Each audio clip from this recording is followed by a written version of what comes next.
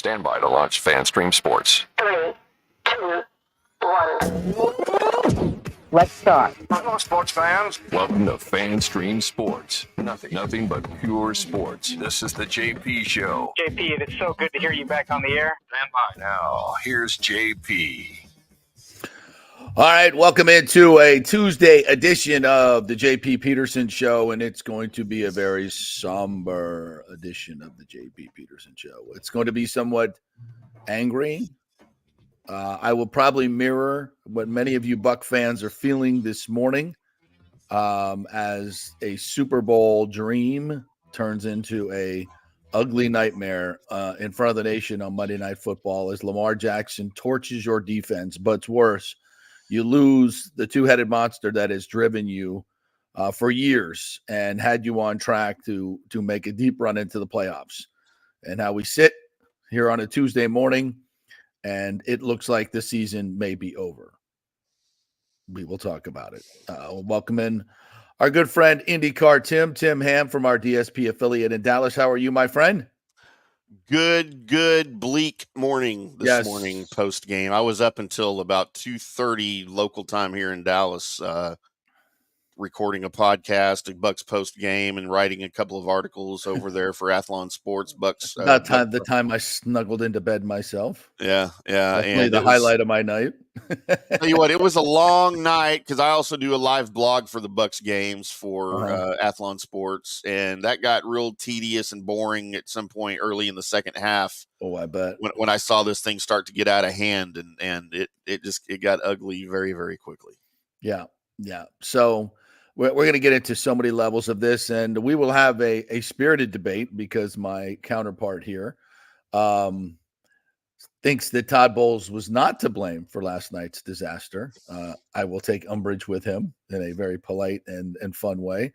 And we'll go through, we'll dissect this entire game and where the Bucs go from here. I said the season is over, and we may look back on it, and with 43 seconds left in an unwinnable game, you took a hit. You took a severe hit to a team that was on track to make a deep run. There's no question about that. By the way, Scott Reynolds is going to join us at 10:30 from the Pewter Report.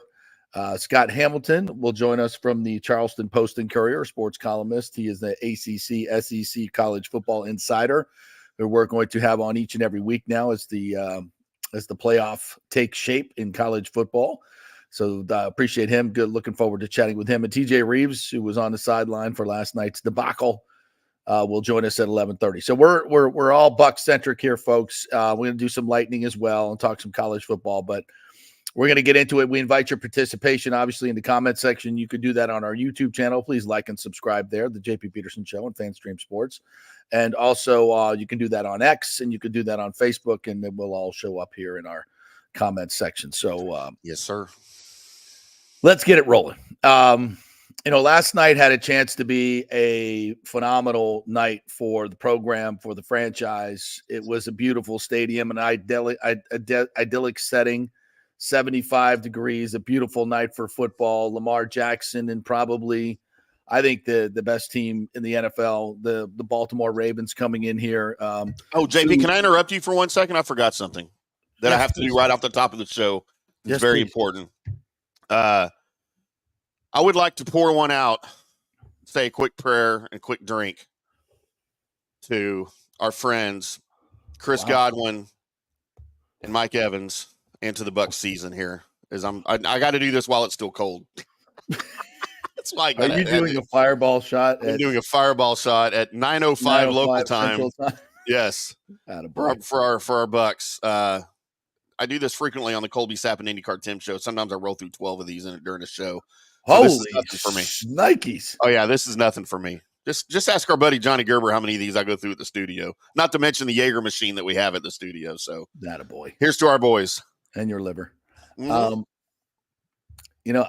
Oddly enough, sometimes when you get a Pavlovian reaction to certain things. Yeah, my mouth was watering there a little bit. I was envisioning the taste of that fiery, sugary, cinnamony taste of Fireball going. I almost put it in my coffee. I was like, no. I was like, you know what? I oddly could do that right now. I'm like, I might have joined you on that. Yeah. Well, I guarantee you, a week from today, from this honey, point can I get forward, a fireball, please?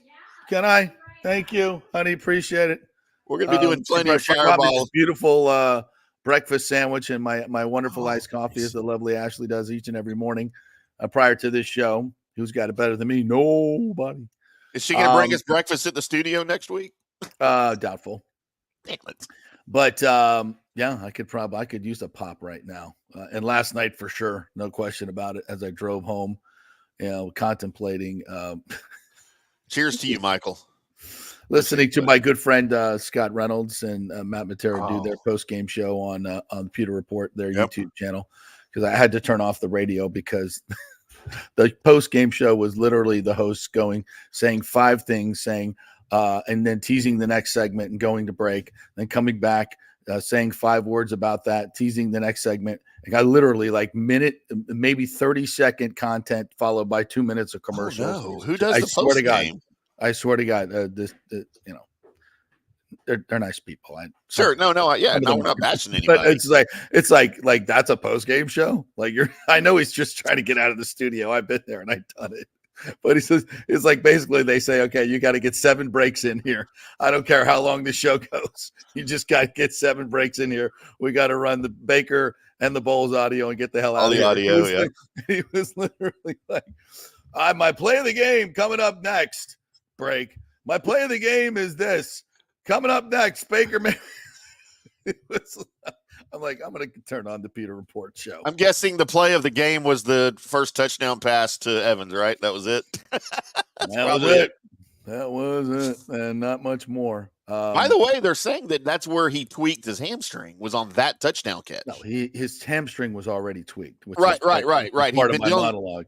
Yeah, he's been dealing with it all week. Oh, because Baker underthrew him. No, that's where the ball needed to be thrown. Yeah. If he throws it any further down, the safety gets in the play.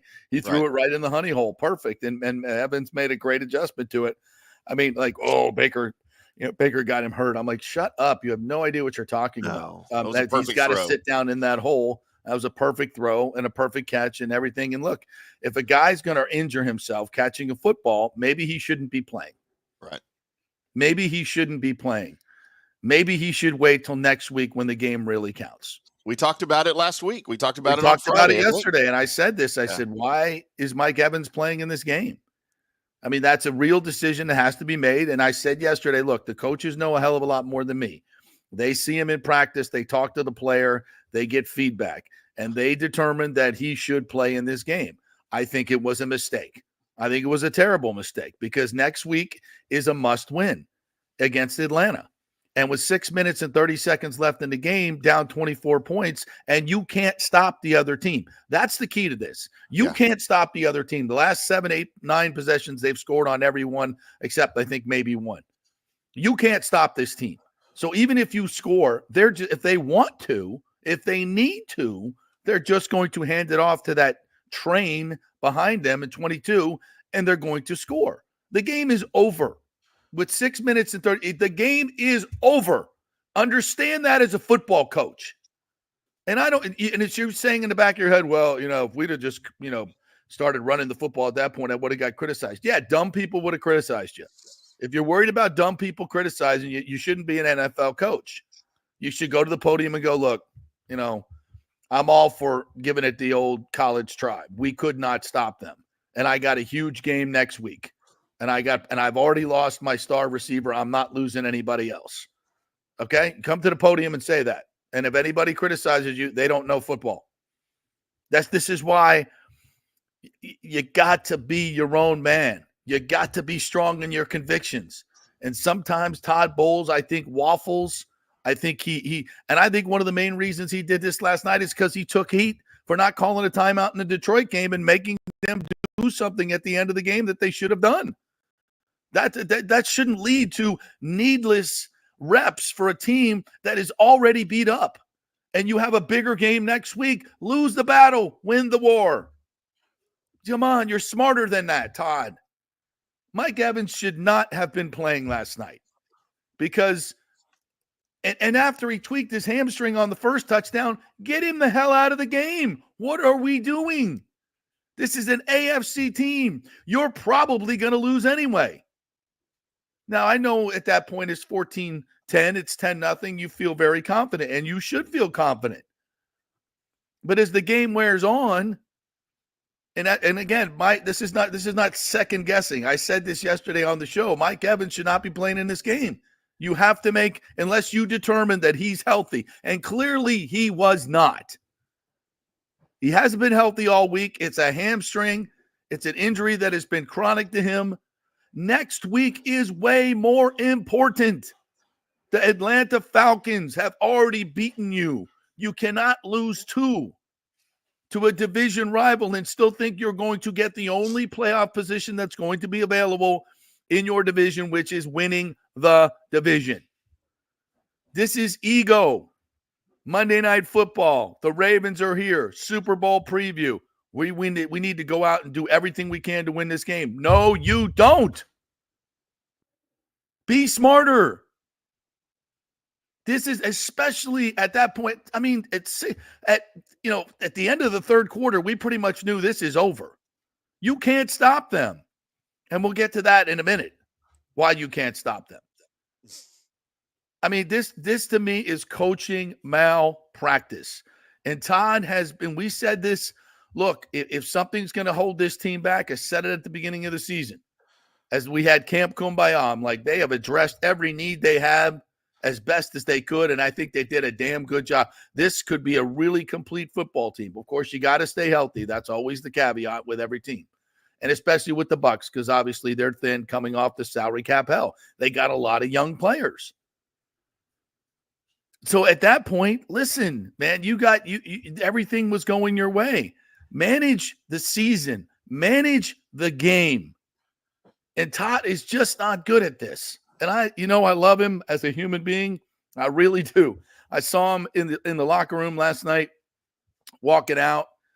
I was kind of walking next to him, and I wanted to say something, but it's like it's almost like, what do you say to somebody who just lost their best friend? You just hug them, and I didn't want to do that. I didn't think that would be appropriate, but I wanted to because he looked so freaking distraught. Dude needed a hug. Would have been inappropriate. Kind of like your Fireball shot, but that's okay. We love that. Inappropriate. It was delicious. I'm kidding. I know. I'm trying to add a little levity to this debacle of a situation. But I felt bad for the guy because he knew he effed up. And he came to the podium, and Scott Reynolds pressed him on it. And he's like, the game was in the balance. We had gotten an onside kick. We could score a quick one, get another on. Game is over. It was over with 6 minutes left in the game. Over? Did you say? Yes, I said over. It's not over till we say it's over, JP. Was it over when the Germans bombed Pearl Harbor? Yes, it was over. It was over. Todd Bowles calling me right now. Yes. So I think that's coaching malpractice on two levels. Listen, you make coaching decisions all day long. He probably made in the course of a day 200,000 different coaching decisions yesterday. They're all not going to be right. I get that. But you can't miss on the big ones. You can't miss on the big ones. I could have some issues again with timeouts at the end of the first half. I don't think they used them in a forward-thinking, aggressive manner to try to get that extra possession.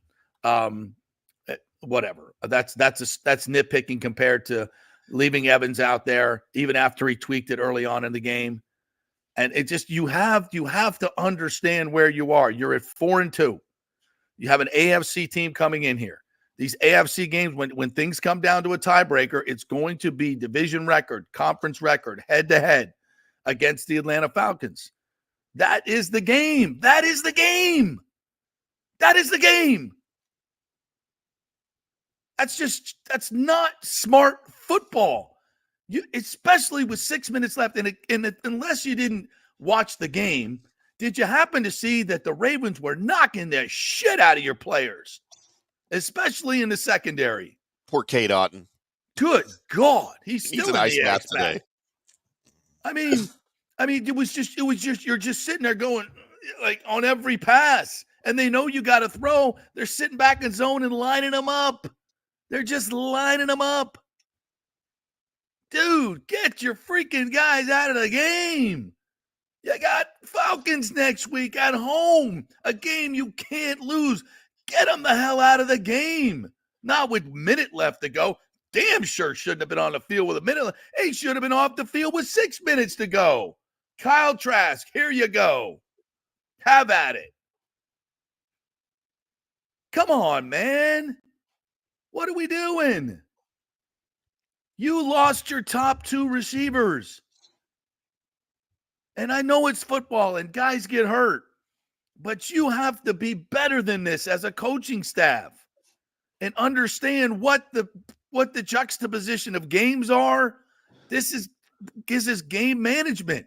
This is season management. And I don't want to hear, oh, listen, you got to play to the last snap, to every play. They're taking a knee. You got to keep going after them. You're Greg Schiano, toes on the line. Shut the F up. This collegial, ego-driven has no place in a smartly run organization. This is a colossal malpractice. And it's not, when Bowles is obviously responsible, he's the head coach. But I'm sure there were a lot of other voices that went into this. And as an organization, somebody should have said, hey, man, white flag, bro. We gotta regroup. We got Atlanta coming in. And, you never think ahead. Focus on it. No. Be smart. I mean, it's if you want a war analogy, retreat, regroup, right? Gather your resources again and come back to fight another day. Every smart general does that. Know when you're beat. Get the hell out of there, regroup, and come back to win the war. Colossal failure on the part of Todd Bowles and the organization. I yield the rest of my time to you, my friend, to tell me how wrong I am. All right, JP, this is going to be a deep dive. Okay. All right. So bear with me here. You go get some Fireball. Number one, go get your Fireball. I may go grab another one. Let's go. So, look, I am a fan of the you don't quit playing till the final gun. Now, I will admit there are times when you need to wave the white flag when things are completely out of hand. The Bucs went into the fourth quarter down 34-10. You had just recovered a Lamar Jackson fumble, and you scored a touchdown early in the fourth, right, to make it 34-18. So you're saying there's a chance. I get it. And what did they do? You're not going to pull any of your guys down 34-18 early in the fourth, right? Right. Well, unfortunately, right after you score that touchdown, what does Baltimore do? They go 70 yards in 8 plays, and they match the touchdown, 41-18. But the Bucs come back on 2 consecutive possessions and score touchdowns. So you're at 148 in the game, and you're down 10. That's when Godwin got hurt. If I'm a head coach, I'm not pulling my guys down 10 points with 2 minutes to play. And here's why against the Baltimore Ravens. Let's go back in the Wayback Machine, JP, to week 3. Baltimore Ravens at the Dallas Cowboys. The Dallas Cowboys hosting the Ravens. The Cowboys go into the fourth quarter down 28-6. They've done absolutely nothing to move the ball. They've kicked 2 field goals, 2 long Aubrey field goals. Baltimore has been scoring at will. However, Dallas scores a touchdown with 10:41 in the fourth. Very similar to the Bucs game to make the score 28-12. Dallas scores another touchdown. It's 28-18 with 8:53 left. After, by the way, the Cowboys recovered an onside kick. Mm-hmm. The NFL is 2 for 17 in onside kicks this year. Both of those successful onside kicks against the Ravens by the Cowboys and the Bucs. Mm-hmm. Something wrong with the Bucs because they know it's coming. I mean, it's not a surprise anymore with the new kickoff. The Cowboys hold the Ravens to a punt, a 3-and-out. Cowboys score another touchdown late in the fourth. 5:26 left in the fourth to make it 28-25. The key there was they stopped them. Stopped them, right? They were 3-and-out. Yeah, the Bucs couldn't do that. The Cowboys get the onside kick, make it 28-25, but then they can't stop because the Ravens get the ball back with 2:44, and they can't get the ball again. Look, that game was over going into the fourth quarter, 28-6. The Bucs game over going into the fourth quarter, 34-10. I get it. Bowles and his staff saw the Cowboys game, and they said, "Holy crap, guys, this is not over. We can do this." The Cowboys got close. We can do this. The Ravens defense is not great late in games. Unfortunately, the offense on Monday night was just outstanding. And Bucs, the Todd Bowles patented blitzes weren't working against Lamar Jackson. And they couldn't get a stop. But, dude, I understand why he's not stopping, why he's not pulling his guys.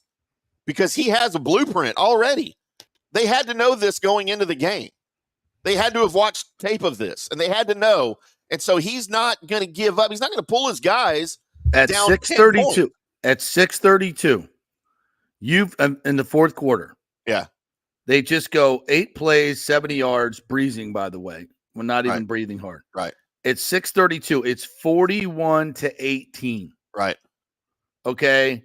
That is a what? 23 point lead.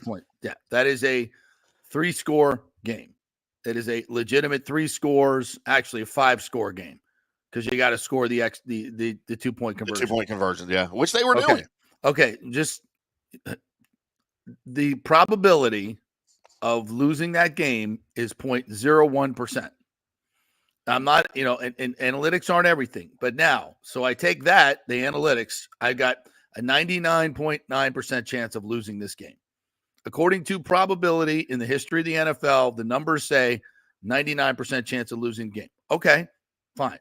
But you're saying there's a chance. So you're saying there's a chance. Okay. Okay, fine. Now, what's going on in the game? Now we take it from the analytics to what do my eyes tell me? Mm-hmm. My eyes tell me in the last since 12:29 of the second quarter, when it was 10-0, they have gone on a 41-7 run. Let me say that again. A 41-7 or to 8 run with 6 minutes left in the game. It's over. Get them out of the game. Get them out of the game. Run. Have Kyle Trask hand off to who's, I don't even know who's 4th on the depth chart. I don't think we had him dressed last night. Brad Johnson. Who knows? Doug Martin. Just hand it off to Doug Martin. I don't care. James Wilder, whatever it takes. Just get the hell out of here and let's go play Atlanta. I'm sorry, man. I'm sorry. It's 6:32, and Derrick Henry just caught the ball in the flat, wide ass open, nobody near him, and breezed into the end zone. Your defense sucks. You can't stop them. It's 41-18. Wave the white. And I was saying it at that point. Get Baker Mayfield out of the game because he's taking hits. Yeah. On those next 2 drives, he's getting turned into a pretzel. And by the way, I have to protect my quarterback from himself. That knucklehead will run through a wall down 41-18 because that's who he is, and that's why we love him. But this is where you got to be smart. You got to be smarter. Listen, football is a game of physicality. I get it. People get hurt. I understand it, which is so much more important.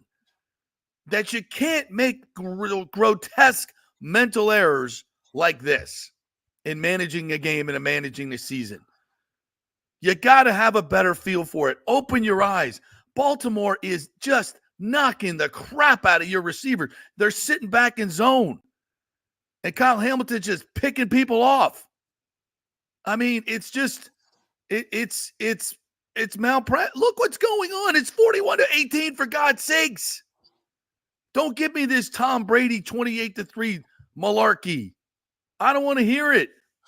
Tom Brady's not walking through those doors. That's right. And it's Shanahan's not calling the plays for the Falcons or the Ravens. Jeez. Dropping back. Look, I'm just saying, had Bowles pulled any of his guys, and you got to 41, 24 even in the fourth quarter, and he had already pulled Godwin, he had already pulled Baker, this morning he would be lit up. I don't care. By those same exact people for saying, why'd he give up so soon? They leave your guys in. You might have a chance. Again, you can't win as an NFL head coach. I don't care what those people say. This is my team. I got to protect my players. I know what's important in this game, in this season, and that's next week.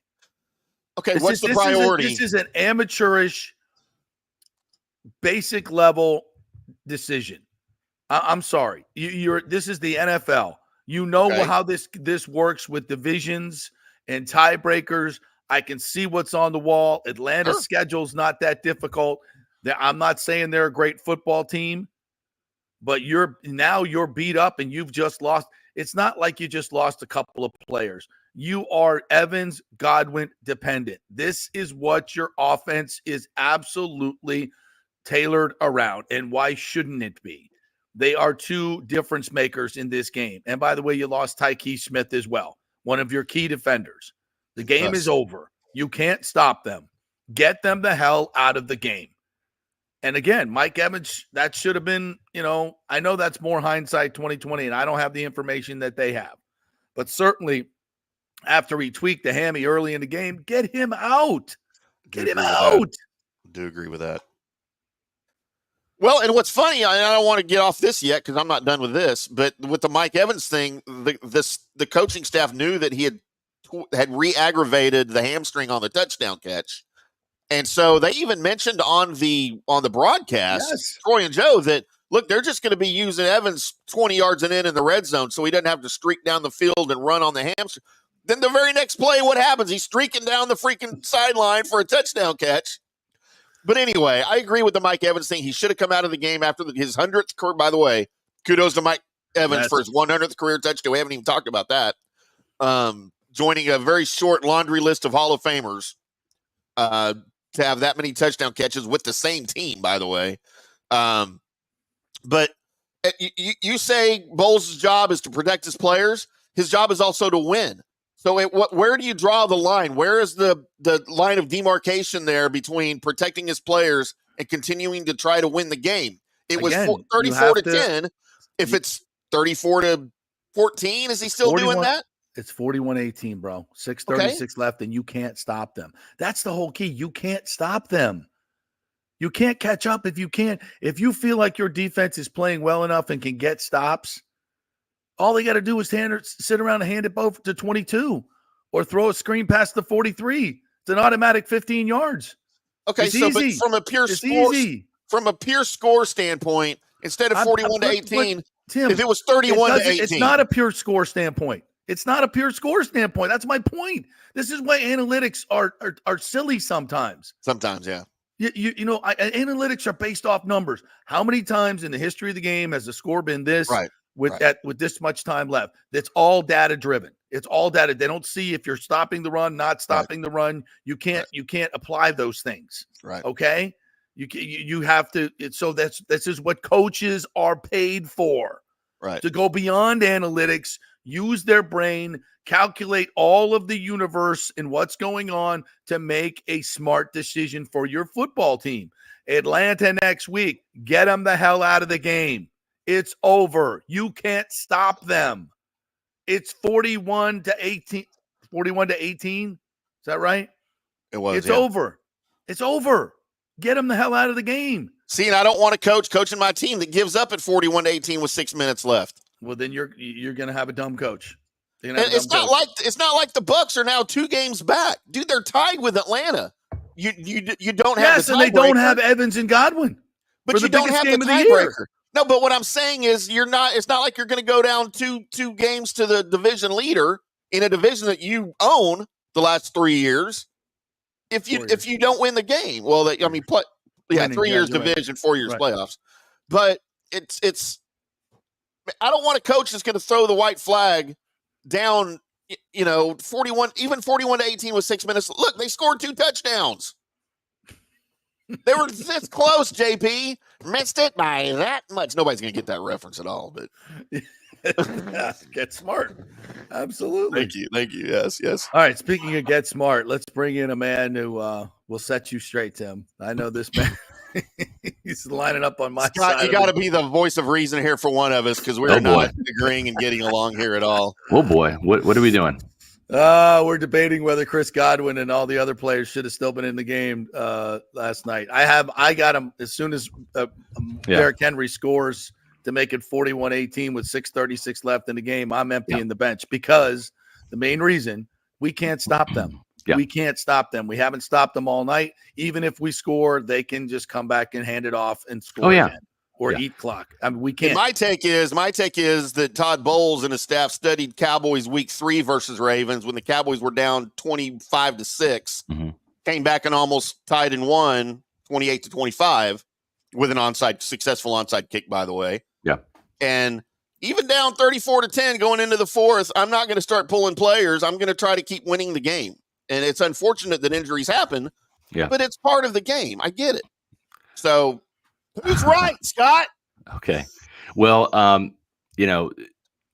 some people have Lombardi. Some people have Walsh. Some people have Belichick.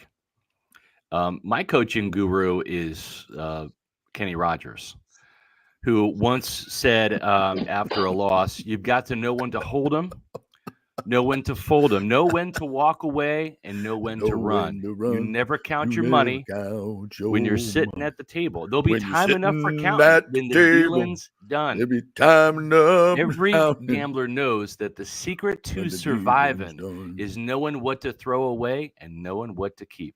Because every hand's a winner and every hand's a loser. Yeah. The only... You got to read the room. You got to read the room. And I agree with what JP is saying. Analytics has its place. Okay. But that is in a sterile lab environment. Yes. You got to pocket 2-5 unsuited. Yeah. You're done. Yeah. I mean, you're done. The Bucs, the real story of this game is the Bucs defense was atrocious and could not stop the Ravens. The Ravens punched twice. Okay, let's blame the defense on the Godwin injury.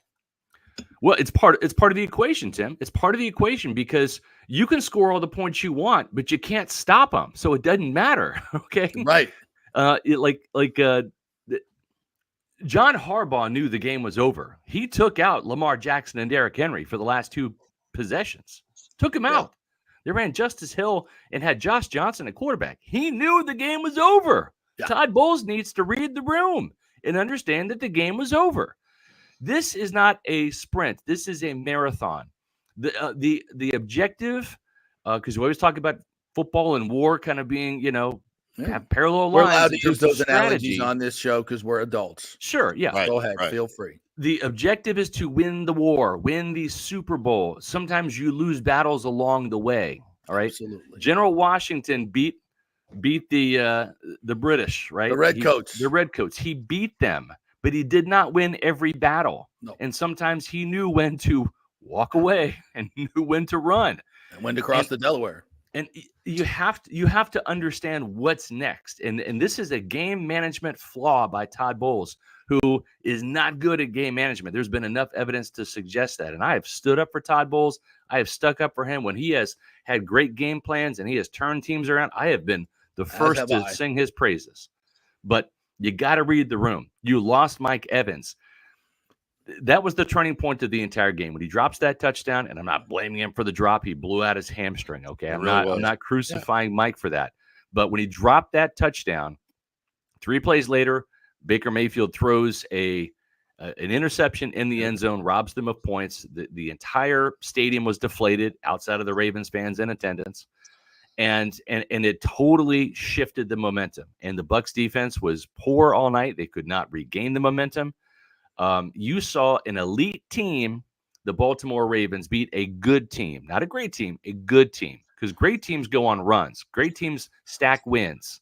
The Ravens are an elite team. They've won 5 in a row now. They're stacking wins. Yeah. They've gone from great to elite. And let's not forget they started the season 0-2. Absolutely. Yeah. Absolutely. The Buccaneers are a good team. They're 4-3, and we'll see how good of a coach Liam Cohen is if he can figure this thing out and try to get through. I got to think Mike Evans has gone through at least the bye week, right? He's going to miss the next 3 games with that Probably an hamstring IR, injury. 4-game IR thing, right? I would think so. Yeah. Right. And so then you've got to do whatever you can to manufacture drives and points and see if you can steal a win from Atlanta. You're going to lose in Kansas City on Monday night to Patrick Mahomes. Like, chalk it up. And then, you might have a chance against the 49ers, depending on how many bodies the 49ers have left available. Yeah. But right now, this is a kind of a 1-game season, and you got to do whatever you can to try to win that game. And the smart decision would have been to, as I said, at 10:28 when I posted on X, you did time to wave the white flag. You're down 17 late in the fourth quarter. You cannot afford another injury. Live to fight another day, and they didn't. You can beat the Falcons without Mike Evans. I mean, the task just got taller trying to beat the Falcons without Mike Evans and Chris Godwin. And the thing too is, like, Todd should have known. He lost his ace chess piece, Antoine Winfield Jr., in like the second to the last play of the game in a blowout win over Washington. Yes. And I get it. I've said this before, Scott, not to interrupt, but I've said this before watching games. Why are these guys still in the game? Todd plays these guys until that game is over. Get them the F out of the game. You have a full roster. It's just there's no sense in them being on the field. And you don't. Okay, but here's the thing. It's like, well, you have enough guys. You have enough guys. Right? Kyle Trask is ready to go. You pull Winfield, you pull Godwin, you pull Baker, you pull Wirfs. The rest of them, they got to play because you only have 53 guys and 46 that were active on game days or whatever. It's 47. So, but and like I get Ryan Clark. He was taking umbrage at my questioning about Todd Bowles. He's a player. I get it. You sign up for 60 minutes to play. I get that. The head coach's job is to manage the game and ultimately protect the players from their own competitive nature. Yes. And Baker's a key point. I mean, he's getting shots. Yes. I mean, and by the way, as I mentioned earlier, did you notice how the Ravens were taking shots, especially in the secondary? Yeah, they're playing zone and lining your ass up. Poor they know you got to throw. Yes. And they know they know where you're going in the seams, and you're going to pay. You're going to catch it, but you're going to pay. Hey. And with that as a backdrop, even more. Down 17 points. And here's the thing. If the Bucs defense had shown any type of resolve, right, if they had stopped Derrick Henry, if they had created more than one takeaway, which was really just a bad play by Lamar Jackson, right? Yeah. If they had shown any semblance that they could be stopped, then maybe, this is a little bit more forgivable. But again, you got to read the room. Right. And I mean, here's the thing, too, like with Todd Bowles, what are you doing? You're down 17 in the fourth quarter. You elect to punt the ball. Right. You decline the 5-yard offside penalty on the punt. Now, instead of being 4th and 14, it's 4th and 9. It's 4th and 9 from the Ravens 44. You're on their side of the field. You're down 17 points. Yes. And you punt. Why? Because you think your defense is magically going to rise up and suddenly stop the Ravens? No. They didn't get the punt either. No. Derrick Henry ripped off an 81-yard run on your ass. But that's another just total example of a guy that just not reading the room and not understanding the flow of the game. Exactly. Maybe because you're the defensive coach and you That's have pride. Exactly what it is. We're going to stop them this time. Yes. This time we're going to stop them. No, you're not. No, you're not. And you didn't. So here's the thing. At the end of the day, Todd Bowles and Ryan Clark and all these people, they're wrong because of what happened. Yes. Okay. It's like I understand process versus results, like that has its place. At the same time, it's like results matter. Okay. You lost the game and you lost Chris Godwin, period, the end. So it's when you gamble, you got to be prepared to lose. And when you go all in, the house might take all your money. And it's Right. like, man, And look, that's what's happened now. This takes me to my next point and question for you, Scott. And JP just touched on it. I've never been a fan of a head coach serving as a coordinator. I don't care if it's offensive or if it's defense. I think it's a conflict of interest because the head coach is supposed to be thinking what's the best for the team. Sure. From an unbiased offensive or defensive standpoint, he can instruct the coordinators, hey, we're going to go, this is a 4-down territory, plan accordingly, or what, hey, I really want to blitz these guys on the next year, whatever. Right. But when you are the defensive coordinator and you're calling defensive plays for the entire game, your mind is not 100% on the game and what's happening. And by the way, should I call a timeout here? No, you have no idea because you're too busy calling defensive plays. Listen, Mike Tomlin was a really good play caller. That's why he got the job. He had 1 year as a very good play caller in Minnesota. He got the job in Pittsburgh. He's never called plays since. I give a lot of credit to Raheem Morris, right? Who is not calling plays in Atlanta. Jimmy Lake is doing that. He's the head coach, the walk around guy.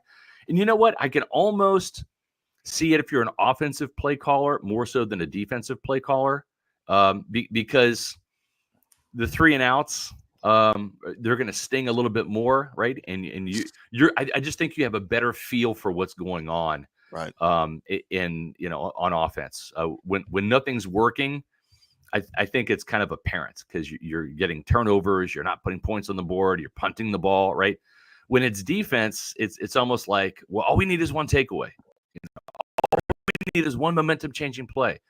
And I mean, Zion McCollum almost had a very interesting touchdown, right? Yeah. But it didn't happen at the end of the day. Josh Capo wrote that it's coaching malpractice. Listen, man, at the end of the day, it might be. If this season spirals out of control, I mean, Todd Bowles is 61, and the Blazers, they want to win. The expectation is to at least win the NFC South again, if not do better than last year, which was 9 wins, or 10 if you include the win over the Eagles. This could have a very, very negative implication on Todd Bowles' future in Tampa. Because by all intents and purposes, that was a risk, a gamble that you simply did not have to take against an AFC opponent. You know what? I would forgive this a little bit more if this scenario happened next week against the Falcons with the division on the line. And God, we cannot get swept by Atlanta, because then it's just that's a huge hill to climb. I can almost forgive that. But you got 6 days staring down the road. And listen, man, general managers, they have to have one eye on this season and one eye on next season. And honestly, if you're a head coach, you got to have one eye on this game and one eye on the rest of the season. Absolutely. And you gotta like understand. You got to read the room and say your defense is not going to stop them. Every time Baker gets a touchdown or a field goal on the board, it doesn't matter. If the Ravens had kept Derrick Henry and Lamar Jackson and kept them in, and if they wanted first downs rather than just run the clock and punt, they could have got another touchdown. Done whatever they wanted. They could have done whatever they wanted to do. Do you see how wide open the tight ends were? Do you see how easy it was to run? They just could drop it. The reason they went for it on fourth down. Is J.J. Russell that bad? Is J.J. Russell that bad to where we can't just at least try him? No. I mean, KJ Britt, before the game, this is before the game. Before the game, and Pro Football Focus to me is not the end-all, be-all. It's not the Holy Grail. It's not the Bible. But, man, out of every inside linebacker, out of all 82 inside linebackers, do you want to have a guess where PFF has KJ Britt ranked? Oh, God. If you were to say 82, you'd be right. 82. I'll give you that hint. Yeah, 82 Never saw that coming. And what's happened to Jordan Whitehead? How many times was he out of position last night? I've never seen him. That was horrible. Like, I'm talking 15 yards out of position multiple times. Like, I don't necessarily want him lined up on Mark Andrews man-to-man in the end zone. He's giving away way too much size, but at some point, it was a short field, and he was nowhere near Andrews on that touchdown catch. Yeah, he got beat at the top of the route. He pushed him off, and that's what good tight ends do. Listen, there's going to have to be like a pride check on defense. Yeah. Like, there's going to have to be a project, because guess what? This offense is not going to be scoring 30 points a game anymore. It's just not. But it's going to have to be like, hey, we got to hold teams to 20 or less to have a chance to win, because, this offense is not scored 30 without Mike and Chris. Yeah. And, there's some players that are not playing good on defense, and I'll just leave it at that. But we've talked about some of them. Well, I want to dive into a little bit of that. There's got to be a project because I think pride and scheme. Todd Bowles has got to figure this out. This has been a recurring theme. They cannot set the edge. I mean, I didn't break down the whole tape, but of most of the runs that I saw, Joe Tryon Shayanka's taking a ride. Anthony Nelson's taking a ride. Whoever's coming up on the outside to contain is not containing. That hurt their run defense. The guys are getting caught up in the wash inside because of those seal blocks on the outside. Linebackers can't get out there. That's a problem. This defense is not physical for the most part. I thought Diaby had some moments last night, but he gets beat on times, gets out positioned. It's a front running defense. Yeah. These guys are front runners. When it's good, it's great, and when it's bad, it's awful, right? And it's like this defense is a hard time turning the ship around, right, to avoid the iceberg. And you know what? They were able to do that last week against a rookie quarterback and Spencer Rattler, a banged-up Saints offensive line. Mm-hmm. You knock Chris Olave out of the game at the first drive. Rashid Shaheed tore his knee up. So maybe you feel better. All right, you shut him out in the second half. You score 27 points. This is the Ravens, man. This is probably the best football team right now in the NFL. I think if you give the Ravens and Chiefs a rematch right now, I'm putting money on the Ravens. Say what you want about Patrick Mahomes, but the Ravens are rolling right now. This offense is unstoppable. Yeah. This offense, and I don't want to beat up the Todd Bucs. Monken. Yeah, defense too much, but he called a great game last night. Everything worked. Justice Hill screen, everything worked. Right on the Tyke Smith blitz. Yep. He really called a good, and that's not by accident. He didn't get lucky. He knows what the tendencies are. He outcoached, and what tight end wide open over the middle. I mean, it just. Who was the little quarterback at Georgia? What was his name? The little guy. Oh, the national championship guy. Sterling Bennett. Yeah. He won a national championship with a walk-on quarterback. Come on. Sterling Bennett. Yeah. I mean, that's good coaching, man. That's good Todd coaching. Monken's a great coach. And he's a great coach. Coach Bowles last night. Oh God, it was Well, look what happened to Georgia when he left. Exactly. Right? Yeah. I mean, their offense is good, but they ain't Todd Monken good like they were the two-time national champions. Oh, no doubt. By the way, you guys want a real quick list, Scott, of current available wide receiver free agents? Let's do it. I want to Yes. Yeah. See if this does anything for you. All right. Michael Thomas. Pass. Hunter Renfrow. Mm-hmm. Maybe. Corey Davis. Julio Jones. Alex Erickson. Lynn Bowden. Randall Cobb. Pass. Richie James. Yeah. There's no saviors on the street in September, and we're into October. So Mark, I think I saw Valdez-Scantling signed just yesterday, right? Yeah. Signed it, yeah. So but listen, we've also seen Devontae Adams traded, Amari Cooper traded. Is there somebody out there? Maybe. I'll make you a deal for CD Lamb. I was gonna say there's somebody who's not doing anything these days. Here's the thing. If you're Jason Light, first of all, if you make a trade tomorrow for a receiver, they're not going to help you on Sunday beat the Falcons, right? I mean, look at Devontae Adams reunited with his quarterback, right? And he had no impact in that Jets loss. What a spark that was! Right, 3 catches, 30 yards. Exactly, and he's one of the best receivers in the game, right? On 6 targets, by the way. On 6 targets. Exactly. That's my point. So you're not going to have anybody coming in here and saving the day for you on Sunday against the Falcons. And if I'm Jason Light, I'm looking at this and saying, all right, we're going to have to win with our coaches. Todd's going to have to, outcoach Zach Robinson and beat Kirk Cousins. And Liam Cohen is going to have to ride that pony. And and use two backs. At least this team can run the ball. My God, man. At least this team has some By the balance. way, why was Rashad White getting more carries? I Why disagree is he with getting that. a carry in the fourth down when you're down 24 points? I disagree quarter? with that. You're down 24 points. You know what? Put him at wide receiver. Yeah. Seriously. I mean, I think one of your best I think options right now. he might be one of your best move him options to right the now. slot. Yeah. Why would you not move him to the Rakeem slot? Jarrett's coming back. Who knows if that's going to do anything. The Bucs. Here's the thing: Liam Cohen is going to have to just cobble together some sort of offense, and he's a smart guy. We're going to find out how smart he is. He is trying to win a fight with both hands tied behind his back now. So we'll see if the headbutts and the knees to the groin are going to be effective enough to beat the Falcons, because that's all he has: headbutts and knees to the groin. His hands are tied right now behind his back. But if I'm Jason Light, I'm looking at this Falcons game and saying, if the Bucs can beat the Falcons and avoid the sweep, then maybe you make a move. Your chances of winning the NFC South are still alive. And guys, that might be the only playoff path this year for the Buccaneers. Don't look now, but in the NFC North, you got 4 teams with winning records right now. Yeah. So they could be a situation where you have a division winner and 2 wildcard winners out of the North, and the only team making it in the South is the division winner. So if I'm Jason Light, I'm waiting to see the outcome of the Falcons game. And if they get swept by the Falcons, then you just let the season ride out. You save your draft picks and see what happens.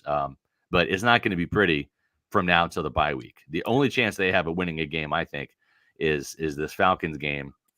Yeah. And it ain't looking good. This can get real ugly real quick. It can get real ugly real quick, and then this team might be 4-5 at the bye. And and then there's some winnable games. Maybe you get Mike back, and maybe you see. This is the point, Scott. I think with the soft schedule at the end of the year, you have a chance here. I think you still very much have a chance to do something this season. And listen, I don't know who it is, or there's mentioning Cooper Kupp, who's still kind of banged up and has a lot of money left on his contract. I think that's a little bit too risky. Yeah. But Cooper there may Kupp's be like 32 years old too. I think he's older than Mike. Yeah, that's a tough contract to swallow the guaranteed money for the next 2 years. The guy can't get on the field. Yeah. So I don't think that's an option. But there may be some other options out there, and I think it's worth exploring because of the soft schedule that you have. And if you can get Mike back, and I don't know who that guy is, but if he's a solid number 2 or a number 1 receiver, like I said, we just saw 2 traded. So let's not say that there's no Amari Coopers or Devontae Adams out there. There still might be, and there's a lot of good receivers in this league, by the way, a lot of good ones that may be phased out and that are already phased out because their team sucks. So I think it's worth exploring, and I think they've got some cap room now. And this is complete blasphemy a day after losing Chris Godwin. So I'll take a deep breath and say, of all one of my favorite Buccaneer players of all time, Chris Godwin. I've always said he's a top 5 receiver in the league because of all the things he does. And by the way, the running game's taking a hit too with Chris Godwin going out. He's the best blocker by far. He seals on the edge. He's a huge part of the running game. So that screws you as well. That being said, I would invest some draft capital if I could get a right guy who will not be just a rental and will maybe take the spot of Chris Godwin if he can't come back from this injury. I know it's blasphemy to say. No, it's not. I mean, you had to make a move after the season anyway. You were either going to have to pay him or go find somebody else, draft a player or whatnot. We thought Jalen McMillan would be that guy, right? And we're not writing him off, but we haven't seen it yet. That's right. So I think you need to go get an experienced guy and somebody. I think that can save your season with this. And then if Mike can come back late in the season, you go into the playoffs. You got whoever this guy is. You got 2 good guys. It ain't Godwin and Evans, but it's 2 good guys. Hopefully your defense comes around. Maybe you add a player there, Myles Garrett. I don't know. I mean, we got a lot on the wish list. I don't think this season is dead. Do you see a way forward? Paint a picture to Bucs fans like this is how this season is saved. This is how the season is saved. If they can somehow beat the Falcons, then I think Jason Light could be prompted to move into action to go get a wide receiver. If they lose to the Falcons, I don't see that happening. I think they're going to let the situation ride out. It doesn't mean they're throwing in the towel.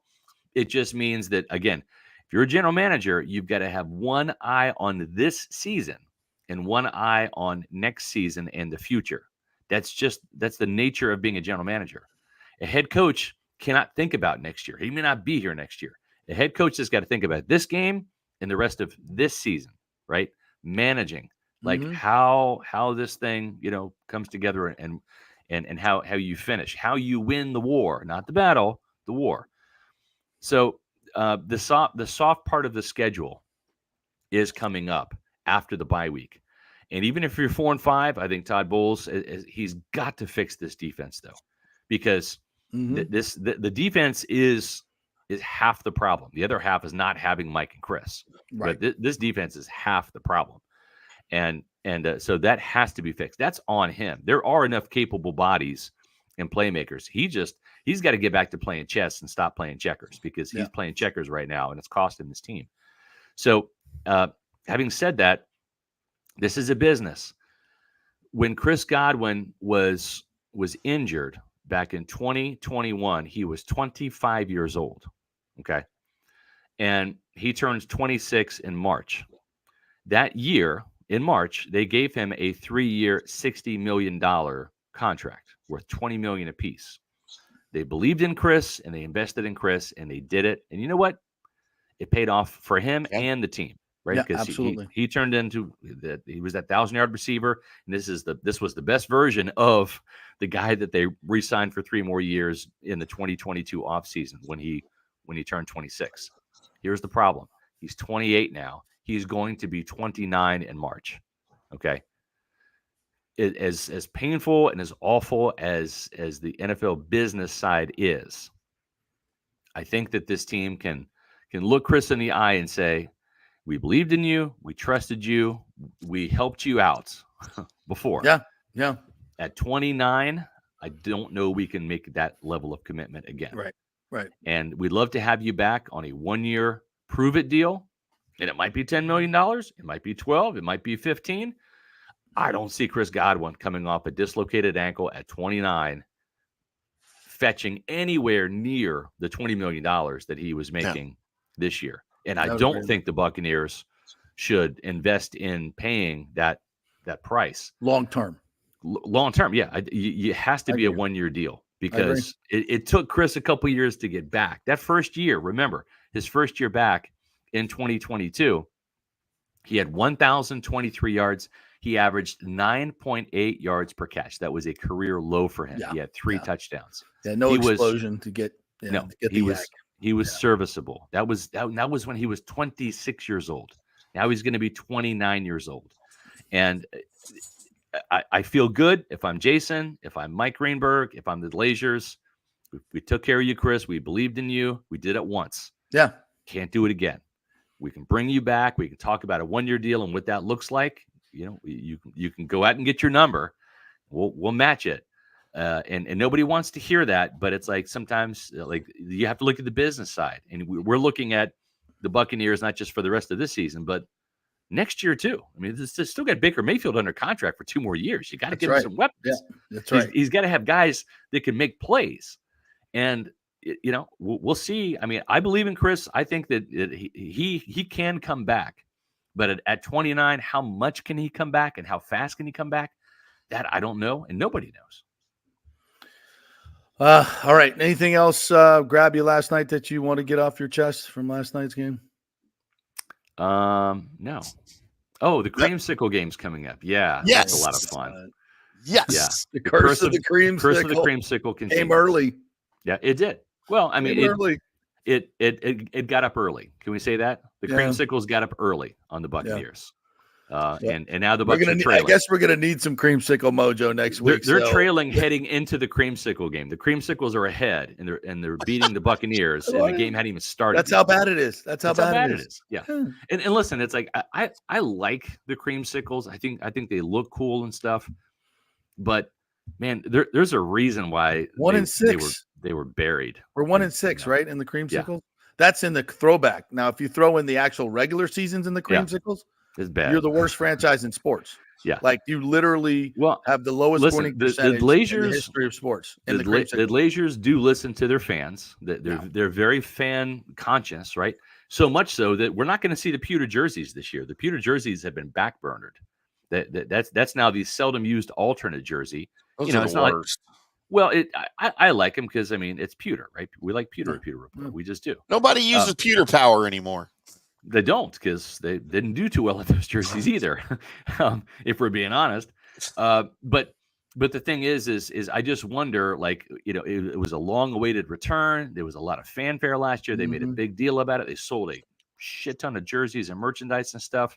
But how quickly will that orange and white faucet get turned off if we see them get blown out by the Falcons? And now, you've lost in 2010, 11 and 12 and 23 and now 24. That would be 5 straight losses since you brought them back in 2009 when the Josh Freeman, Raheem Morris Buccaneers beat Aaron Rodgers and the Packers.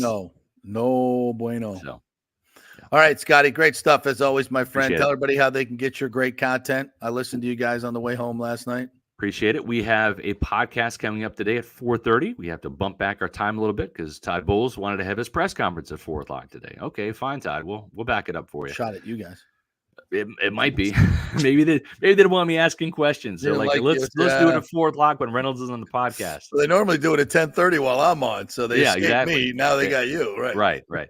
So they'd rather run from you. Yeah. So 4:30 we'll be doing the post-mortem of the Todd Bowles press conference, breaking it all down, latest injury news about this team, and talking about what's ahead, and we'll have our preview show for the Bucs Falcons game on Wednesday, tomorrow's show at 4 o'clock. So you can check it out at Pewter Report TV. We finally hit 16,000 subscribers. So appreciate the Pewter people for coming out. And you can also read all of our stories at pewterreport.com. Josh Capo's got a tremendous article about the Bucs coaching malpractice. You can follow us on social media, X, Facebook, and Instagram at Pewter Report. Great stuff. Yeah. Great hair, too, by the way. Thank you, guys. Appreciate it. All right. Well, we got to take a quick break here because we missed our break in the first hour. So thanks to the G's Law Group and all our great sponsors. We got Scott Hamilton on deck, ACC, SEC College Football Insider, Charleston Post and Courier Sports columnist. Quick break. Stay with us. We've had a lot of fun with the monthly birthstones, and October is no different, where the birthstones are opal and tourmaline. All the colors of the evening sky are captured in the mysterious shifting hues of opal, and tourmaline has a color palette for every mood. Did you know that opals have been cherished for centuries, associated with royalty and good fortune? Tourmaline was once thought to protect against evil and enhance spiritual connection, adding to its allure. And during the 40th anniversary, you could find a special selection of this precious gemstone, from stunning rings and necklaces to elegant earrings and bracelets. Of course, Steve Weintraub handpicks every piece for its brilliance and quality. The expert staff will help you find the perfect gift, whether it's for a loved one, a special occasion, or a treat for yourself. Visit the Gold and Diamond Source today, where you'll always find the perfect gift. It's more than jewelry, it's love. Hey, it's football season, so we welcome back the FSU Football Report every Monday and Friday on the J.P. Peterson Show, sponsored by those huge FSU fans at Italiano Insurance. They'll save you money as well. Just do a quick insurance checkup, 813-877-7799. They just saved me $500 on homeowners insurance. Who's doing that? Yeah, they just shopped it around, found a better, cheaper company, and we got a cheaper price. And business insurance. Make sure you're covered or you could lose your personal wealth. That's 813-877-7799. ItalianoInsurance.com. Go Noles. Hey Tampa Bay sports fans, this is two-time LPGA major champion Jane Geddes here. After winning the US Open and 10 other LPGA events, I wanted to try something completely different. So I came right off the top turnbuckle and landed in the crazy world of WWE. And yes, you heard that right. That's WWE. Working for the Vince McMahon as the VP of Talent Relations for the company. Now, though, I want to work for you. Everything I've done in my life, I've done with incredible passion. And now I've turned my focus to leading the best real estate team in Tampa Bay, the Geddes Gordon Group with Keller Williams in South Tampa. If you're looking for a new home, an investment property, or looking to sell your current home, we will give you major championship level service. When you choose Geddes Gordon Group, you become part of our inner circle, like family. So if you're looking for a few golf tips or a golf course view, we're going to stripe it right down the fairway. Call me at 813-485-6808 or go to gettysgordongroup.com, or again, give me a ring at 813-485-6808. JP here for Third Generation AC and Plumbing. And Third Generation really says it all, folks. The owner, my friend John Rodriguez, has been in the AC and plumbing business since 1995. They built their business on honest assessments and doing great work on time for a great price. Simple, right? Did you know many AC techs are incentivized on big commissions to sell new AC units, and you might just need a drain cleared? So if you want someone you can trust, that's John Rodriguez in Third Generation Services. Check out the 5-star Google reviews. If you have a plumbing or AC emergency, call 813-961-8024 and a human will answer the phone. That's 813-961-8024 or go to thirdgenerationplumbing.com. Ciao, Paolo Tini here, owner of Caffè Paradiso, one of South Tampa premier traditional Italian restaurant. We were recently voted number 3 on Open Table list of Tampa Bay's top 10 restaurants. We're very proud of that because we take great care of preparing each dish by hand with homemade sauces, pastas, only the freshest local ingredients. You won't see the big institutional vendor trucks pulling up to our back door. We get our seafood from local vendors. Sometimes I even drive out to Topper Springs and pick out our daily catch right off those boats. So stop by and say hello. Try our traditional lasagna, the fresh veal, some of our signature dishes like capelli al granchio, that is angel hair with lump crab meat, our branzino, that is a sea bass. We're located at 4205 South McDill, and you can make a reservation on Open Table and read all the great reviews. See you soon. Ciao. Grazie. Let's go. Right now, back to the show on FanStream Sports. Welcome back to the JP Peterson Show right here on FanStream Sports at fanstreamsports.com, the FanStream Sports mobile app for iOS and Android. Go download it for free today to get all of our great live recorded programming on the go. Take with you 24/7, as well as the FanStream Sports YouTube channel and the JP Peterson Show YouTube channel. We're just full of channels and full of outlets here for you, right? Content, baby. Content. JP We're in a Peterson content Show. business. We're full of content. Speaking of full of it, we'd like to welcome in our next guest here right now. He is Scott Hamilton. He was the co-host or the host of the Scott Hamilton Show right here on FanStream Sports. He is the sports columnist at the Charleston Post and Courier. He's the guy that Paul Feinbaum calls when he needs to get a new take on college football. Welcome into the show, Scott. How are you? I'm good. How are you guys doing? Y'all okay? I hope that last part's not true, because if you're supplying Feinbaum's takes, we got issues. Absolutely. He gets a little off the reservation sometimes. I'll say that. But yeah. He overall though, he's no Stephen A. Smith. Do you guys watch in the morning when those two are going at it? Yeah. I never watched Stephen A. Smith. I watched every now and then. Yeah. You're a liar. You're a liar. You're a liar. Don't lie to me, Tim. Sounds like our show. Don't That's lie. what we do right here. What do y'all want to talk about? Well, I want to talk to you, Scott, about college football because I realized yesterday that we live in a world where Vanderbilt is in the top 25. Mm-hmm. Alabama is ranked behind Texas A&M. Mm-hmm. We may have a 12-team college football expanded playoff for the first time, and that 12-team playoff may not involve Alabama. It might involve Army. May not. Yeah, it may have Army and Navy in it. How do you like that? Not Alabama. My column today is, I do my top 25 rankings, and they come out every Tuesday, and I try to have a theme each week. 1 week I had ad slogans to kind of break it down. 1 week I had Taylor Swift songs. This week I had conspiracy theories. Oh, nice. Because we've never seen anything quite like this. This season has been so unpredictable, and the narratives have been just so out of it, left field, that the entire season is almost contrived. I mean, to Tim's point, Alabama's already got 2 losses. That's the Armageddon down there as it is. Army, Navy undefeated at this point for the first time since 1945. And there's a real good chance, as Tim said, that one of them makes the college football playoff. Iowa State is good. It's blowing my mind, and I love it. And part of it is because of this thing that we were so, I don't know, we had a love-hate relationship with conference realignment. A lot of it's the product of that, man. Yeah. Look at what we saw Saturday night with Georgia and Texas. That was primetime theater that we don't get if the SEC doesn't gobble up Texas and Oklahoma. Look at the Oregon Ohio State game. We don't get that unless Big Ten decides, hey, actually, we don't get it unless Southern Cal decides to stay where it is. Think about that. Yeah. I'm just loving this, man. I think it's a blast. And if I'm Texas this week, and I don't know if you guys watch SEC Shorts, I'm going to give them a plug right here. Mm-hmm. Yep. Vanderbilt is hosting Texas in Nashville this week. What happens if they beat the Longhorns, man? It's just going to be chaos. Because would that be their fifth win or their sixth win for Vanderbilt? I think it'd be their sixth to make them bowl eligible. Six, bowl eligible for the first time, I think, in 6 years. So yeah, they're 5-2 right now.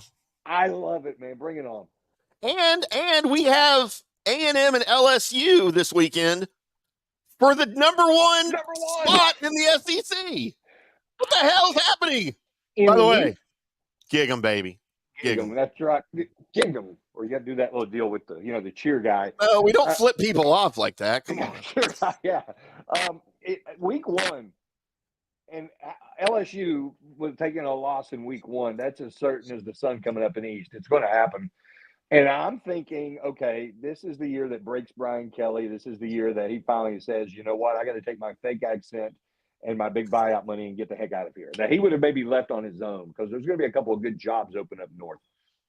But what we're seeing now out of LSU is a very good offense and a fully formed defense, which that's the big thing. LSU's defense has been so god-awful that's been its Achilles heel ever since Brian Kelly came to town. They look really good. In A&M, and we can run circles around this in a moment, think what A&M would look like right now if the A&M fan base, God love their hearts, I trust them now with anything, if they had it went bonkers when Mark Stoops was going to be the coach. They look pretty smart right now. They look way smarter than those nut jobs in Tennessee. I'm happy with the decision. I didn't want Stoops here. I love the Elko hire. I have no problem with it. But it was almost like, okay, we're going to take one coach from a basketball school. Then, okay, we don't want him. We're going to take another coach from a basketball school. And one of them actually had head coaching experience who had some success at said basketball school.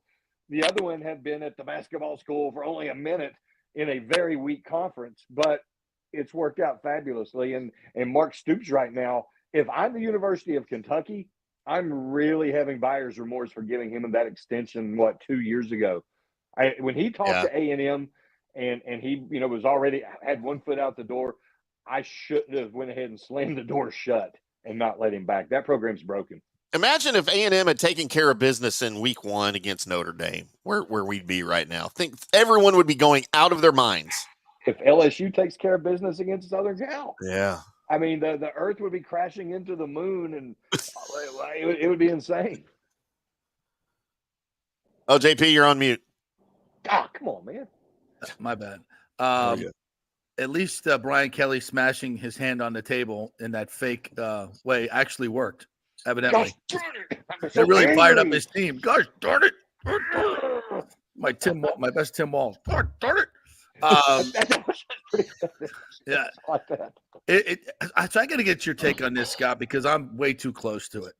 But this is what happened. What's happening at Florida State right now is unprecedented. It's unprecedented. We've never seen anything like it from a team that went not just 13-0, but won 19 consecutive games in college football. And you can talk about weak schedules all you want. Go look at those 19 games. There's quite a few SEC teams in there. It's unfathomable to watch a team that went 19 in a row now become the worst. And I do mean this in a very factual way. I can back it up with numbers. The worst team out of 132 in college football. It's never been seen before. I have all my reasons, but from where you sit, what is your take on this debacle in Tallahassee? Well, first of all, I had shoulder surgery on this shoulder back in June, so I'm going to pat myself on the back with this one because last year I said that is not a good team, but they have a generational quarterback who covers up a lot of flaws, and I think that's one thing. The second thing is it shows the fallibility and the slight margin for error you have when you are constantly turning over the roster. I spoke to a longtime college defensive coordinator about a month ago, 6 weeks ago, and we were discussing what's going on at Florida State. It's a culture problem. And it's not that they have a bad culture, but it's trying to inject that culture into all these guys coming from different places who were formed somewhere else. And now it's like trying to reshape them, but it's already down the road. Excuse me. And that's really hard to do. Some guys do it better than others, like a Lane Kiffin. He's really good at doing that. But the biggest part of that equation is being able to identify guys who are malleable, who you can work with, and who already maybe have a little bit of that culture mindset in you. Look, we use that word a lot, the C word, that culture. Yes. We use that word a lot, but it really is true. And I think it's more important now than ever that we've got name, image, likeness. We got the transfer portal, that players are getting all these rights that they were denied in the past. Because if you can't get guys on the same page, it's not going to work. It's not going to work. And I think that's what we're seeing fail at Florida State. But we're able to see it succeed at places like Indiana because, a lot of those guys came from James Madison with Signetti, so they already knew the deal. Exactly. That's that. He brought his culture with him and his players. He brought his culture with him and his players, 18 of them, I think, something crazy. Yeah. But he was also able to identify players who already had those traits and would be more adaptable to that culture. Kevin O'Rourke, the quarterback from Ohio University of the MAC. He's the perfect prototype player for what they do at Indiana, schematically and culturally. Mike Norvell, he swung and he missed. He got lightning in a bottle last year. Well, 2 years in a row, he hit the portal. He hit it. He drew well, and this was a complete whiff. Starting with the quarterback situation, I questioned this from the very beginning. If you've recruited a 4-star and a 5-star in Cromanhawk, and you don't get Cam Ward, you don't take the consolation prize. Unless you're getting a guy who's head and shoulders above everybody you got, you do not bring in and award a QB1. And you don't bring in a kid from Alabama and award him RB1 when he's not as good as Toafili. And I could say that about 6 more positions. And when you bring in guys who aren't as good and hand them the number 1 job, that's a culture breaker. That's a culture. Everybody around's going, what are you doing? What about me? That's hubris. Yeah. It worked. Oh, man, it got it to work last year. I can fix DJU. I'm the guy who can fix DJU. He was broken at Clemson. He goes to Oregon State, plays pretty darn good for Jonathan Smith, but he's toiling in anonymity. Playing at Oregon State ain't like playing at Florida State. It ain't like playing at Clemson. And DJU, for all of his God-given gifts, his biggest problem is between the ears. Nice guy, great guy, all-time human being. But you can see him turn into just basically a big statue because he's freezing. How did he become a sloth overnight? I never saw him that unathletic. I mean, like, Jesus H. Crow, what the hell happened? Is he coming back for a 6th year? I see somebody will pay him. I don't know who. Maybe Holy Cross, but I don't know. Baseball, if I'm him. I mean, he's got evidently he's got an incredible baseball pedigree. I mean, I have to wonder if he can try to get maybe another year of football. That would work better for him. He's only got 3 plays he can go to: fastball, curveball, slider. That might work good for him. He that curveball though. Yeah, he does. He doesn't have to read a defense. Well, I forgot though. They have a pitch clock now. Ain't no way he's getting off a pitch in 20 seconds. Hell no. With that wind up. Oh God, I feel so bad for the kid. I mean, it's bad. But I appreciate that perspective. And suddenly here come the Gators. That win over Kentucky kind of shocked me because obviously Kentucky went toe to toe with Georgia.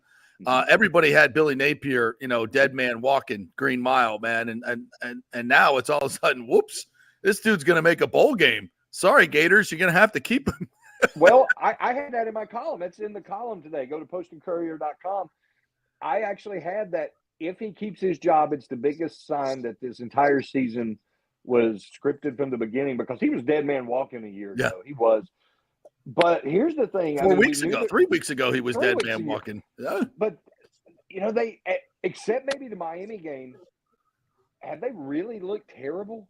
Like terrible. I mean, have they? No. We've seen Florida State looks far worse, and they're on the other side of this rainbow. That's their 5th win right there. If they can steal one against Ole Miss, I really believe it. What better option is there out there?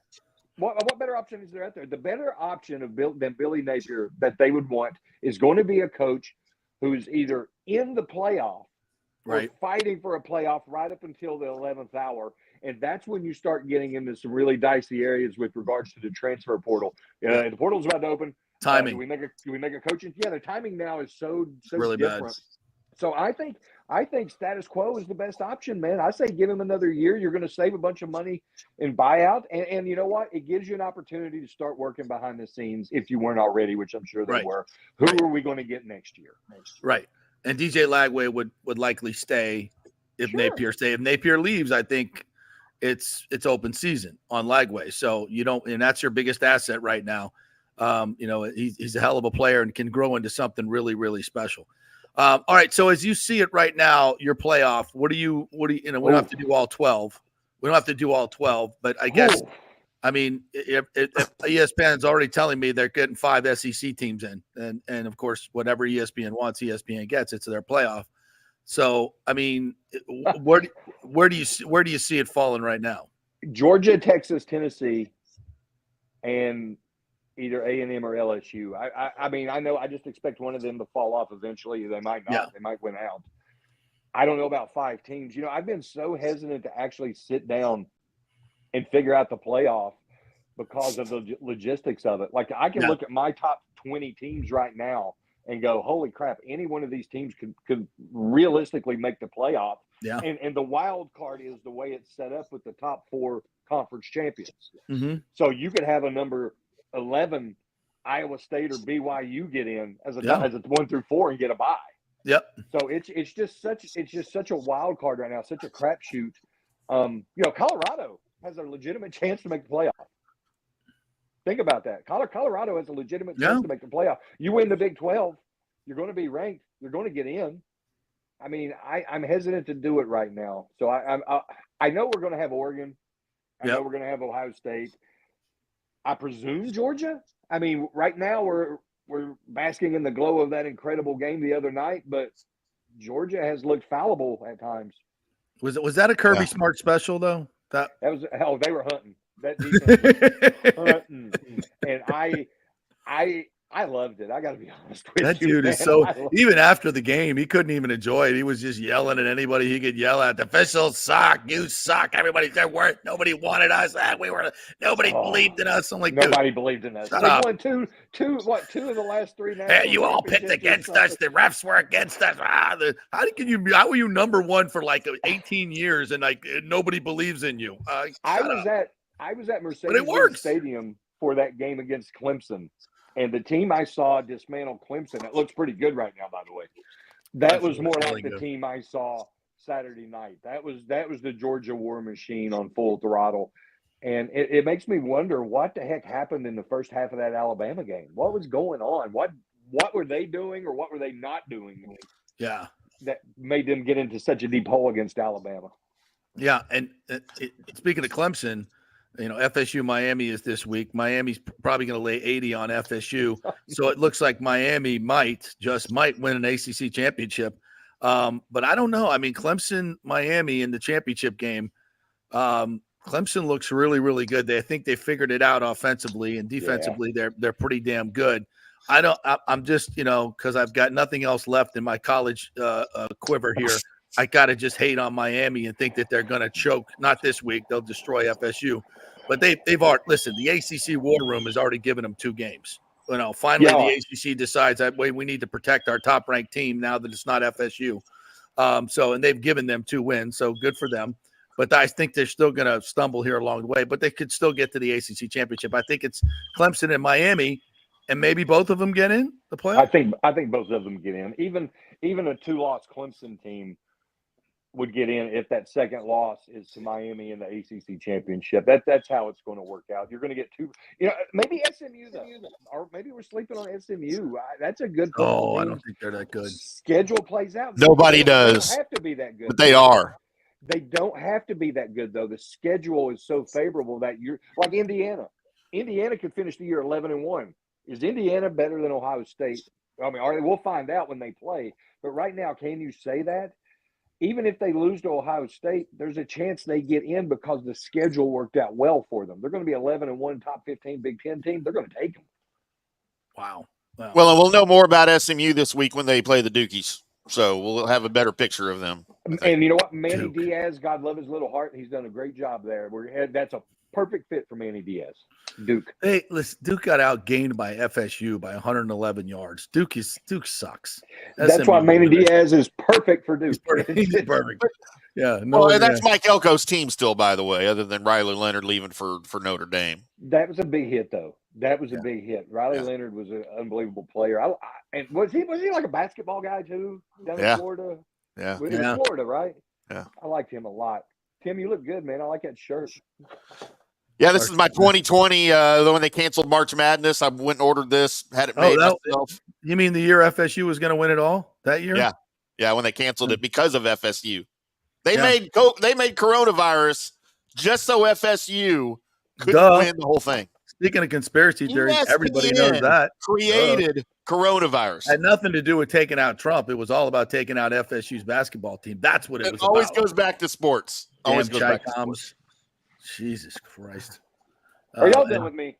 Yeah, you're dismissed. Hey Scott, thank you, Scott. Awesome stuff, bro. Can we have you back next week? You want to do this kind of on a frequency regular thing? I mean, how do we define it? I mean, does it have a label? Do I have a theme song? I will make you a theme song, and I will make you an opening graphic. Can it have like stars that pop out, like like something from the early '80s? Like Solid Gold or something. And can we get him a microphone? We'll get you a microphone too. Okay. I already made this graphic that you haven't seen yet with your little bumbling head over there in the corner. How you like that? I'll be back. You tell me when you need me, and I will get mic'd up so that you hear me really nice. That bunch of guys right there, I don't know what that looks like, but some hoodlums right there. Can you make them float? Can you make those float? That's a bunch of old white guys right there. I don't know what the hell's going on there. And then how did poor Norm Hitzkiss, the legend, get up there? How is he mixed in with this whole bunch? Poor Norm, I swear. Johnny's hair is out of control. Johnny hates his picture. He looks like one of those gremlin dolls. Johnny hates his picture. What's funny is you and Tim, like if you switch them upside down, like Tim, like the if you turn them upside down, it's the same shape. Yeah. That's very true. That's very true. Too much fun. Thank you, Scott. That's great stuff. There he goes. Yeah, get him a theme song, get him everything. Yeah, absolutely. Oh God, Scott's a good dude, man. I like Scott a lot. Right, he knows his stuff too. He does. That was good. That was good fun. Guys, I could talk college football forever. It's just it's so much fun, and we're trying to put together a college football show here on FanStream Sports with Scott, Tito, me, Johnny, you if you want in. We'll just rotate everybody. Yeah. Yeah, we're trying to do something for college football here on the network. We should. That would be a tremendous bunch of hoodlums yelling and screaming about stupid stuff. So great. All right, let's take a break. When we come back, TJ Reeves will be joining us. He was down on the field for last night's debacle. We'll get his take on that and some other things as well. The Lightning got blasted last night. We have to talk about that. Yep. We're brought to you by Italiano Insurance, 813-877-7799. Saw it on the news last night. Guess what? Flood insurance is going up. Not yet. Get it now. Lock in for the next year. 813-877-7799. Clearly, you know by now what we've been telling you for literally a decade or more. Even if you're not in a flood zone, you need flood insurance. And too many people found that out the hard way. 813-877-7799. A human being will answer the phone. You will get great customer service, and you will get insured as soon as humanly possible. They've been doing this for 60 years at Italiano Insurance. 813-877-7799. Back with TJ Reeves after this. Hey, it's football season, and we welcome back the Gator Report every Monday and Friday, sponsored by the Jeeves Law Group, Jeeves lawgroup.com. Just go to the website. You can contact them through there. Scott Jeeves is a tremendous, aggressive attorney and a big Gator fan, so we appreciate him supporting this show and, of course, your Florida Gators. They are local, they are trusted, and they get results, whether it's personal injury or anything else, any law matter at all. It's the Jeeves Law Group, Jeeves lawgroup.com. Give them a call. Tell them JP sent you. All right, this is for all you guys who don't want to go to the gym and do 5,000 crunches. At Bay Area Modern Medical Center, you can get on the new True Body machine where you can reduce fat and tone up your muscle. It's like doing 54,000 crunches in just 15 minutes. Define your body as you see fit. TrueBody offers personalized muscle stimulation that delivers the equivalent of those 54,000 crunches in just 15 minutes. Just get in touch with them at Bay Area Modern Medical Center, BAMMC.com. Chris Lugo and the team over there will set you up on TrueBody and get amazing results. Non-invasive with comfortable and little to no pain and zero downtime. You can isolate and target those areas that you want to improve and treat multiple areas simultaneously. It's an amazing machine, so check it out at Bay Area Modern Medical Center, BAMMC.com.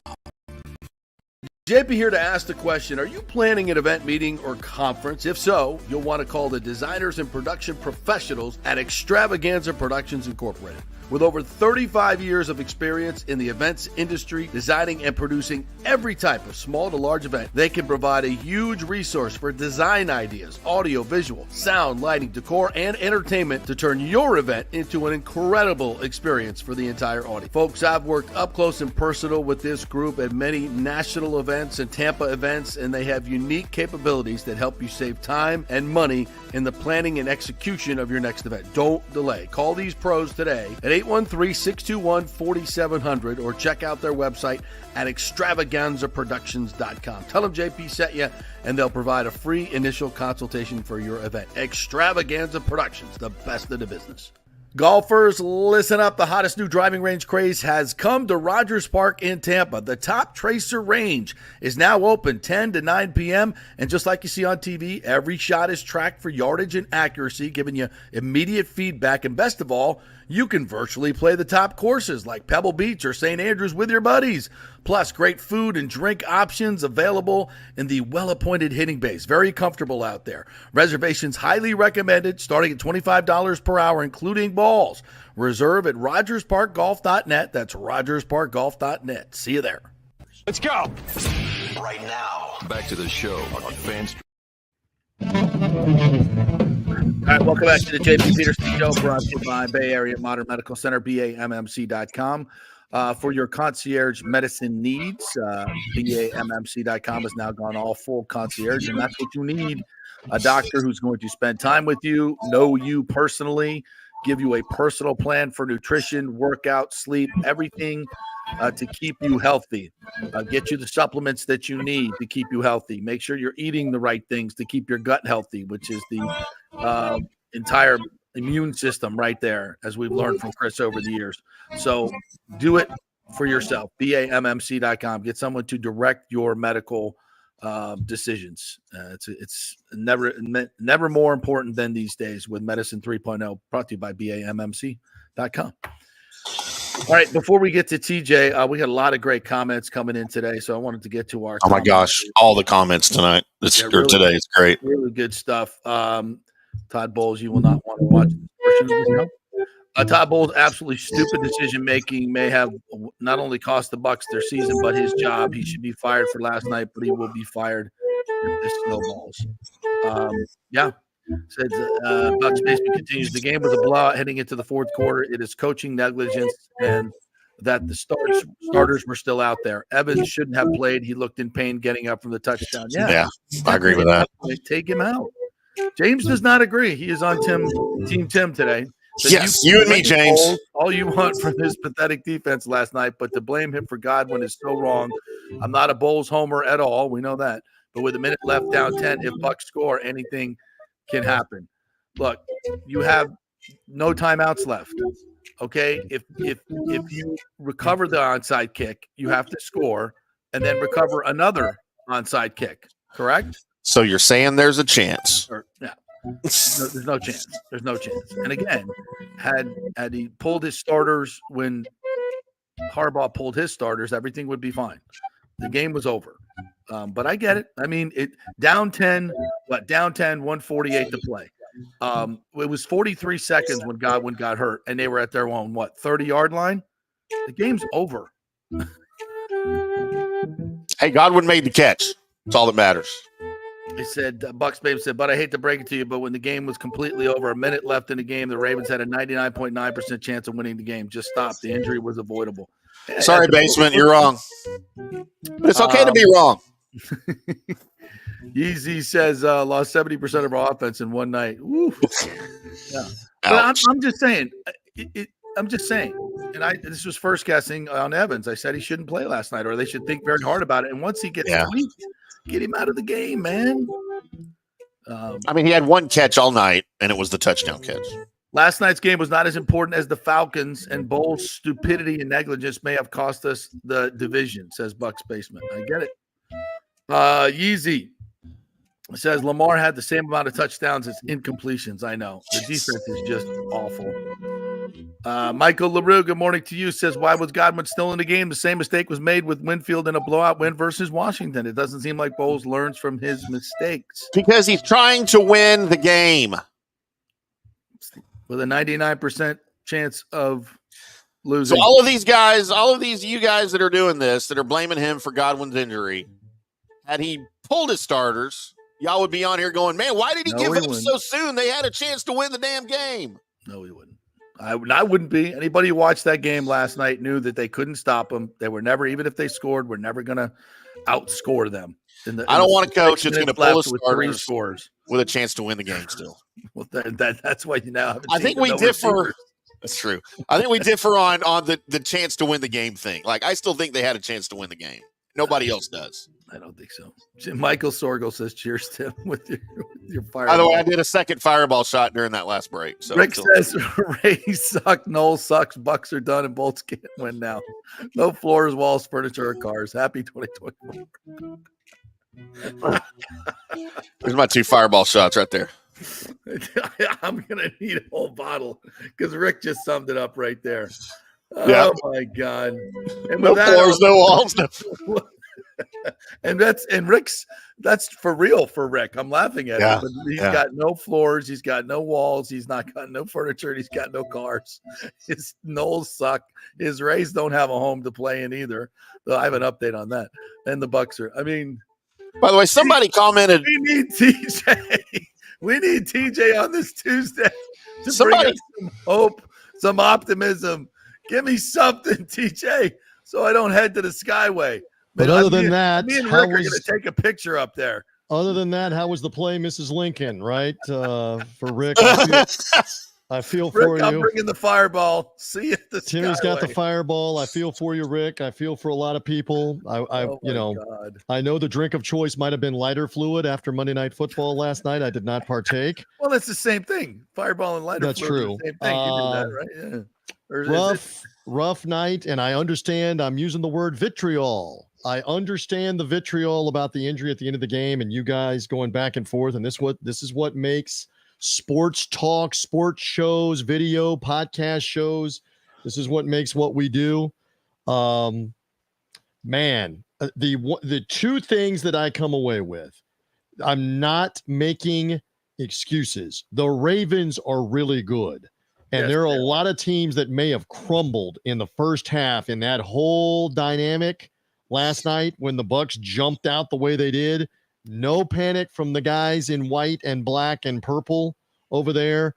Lamar Jackson is the truth, the whole truth, and nothing but the truth. So help me God. Yes.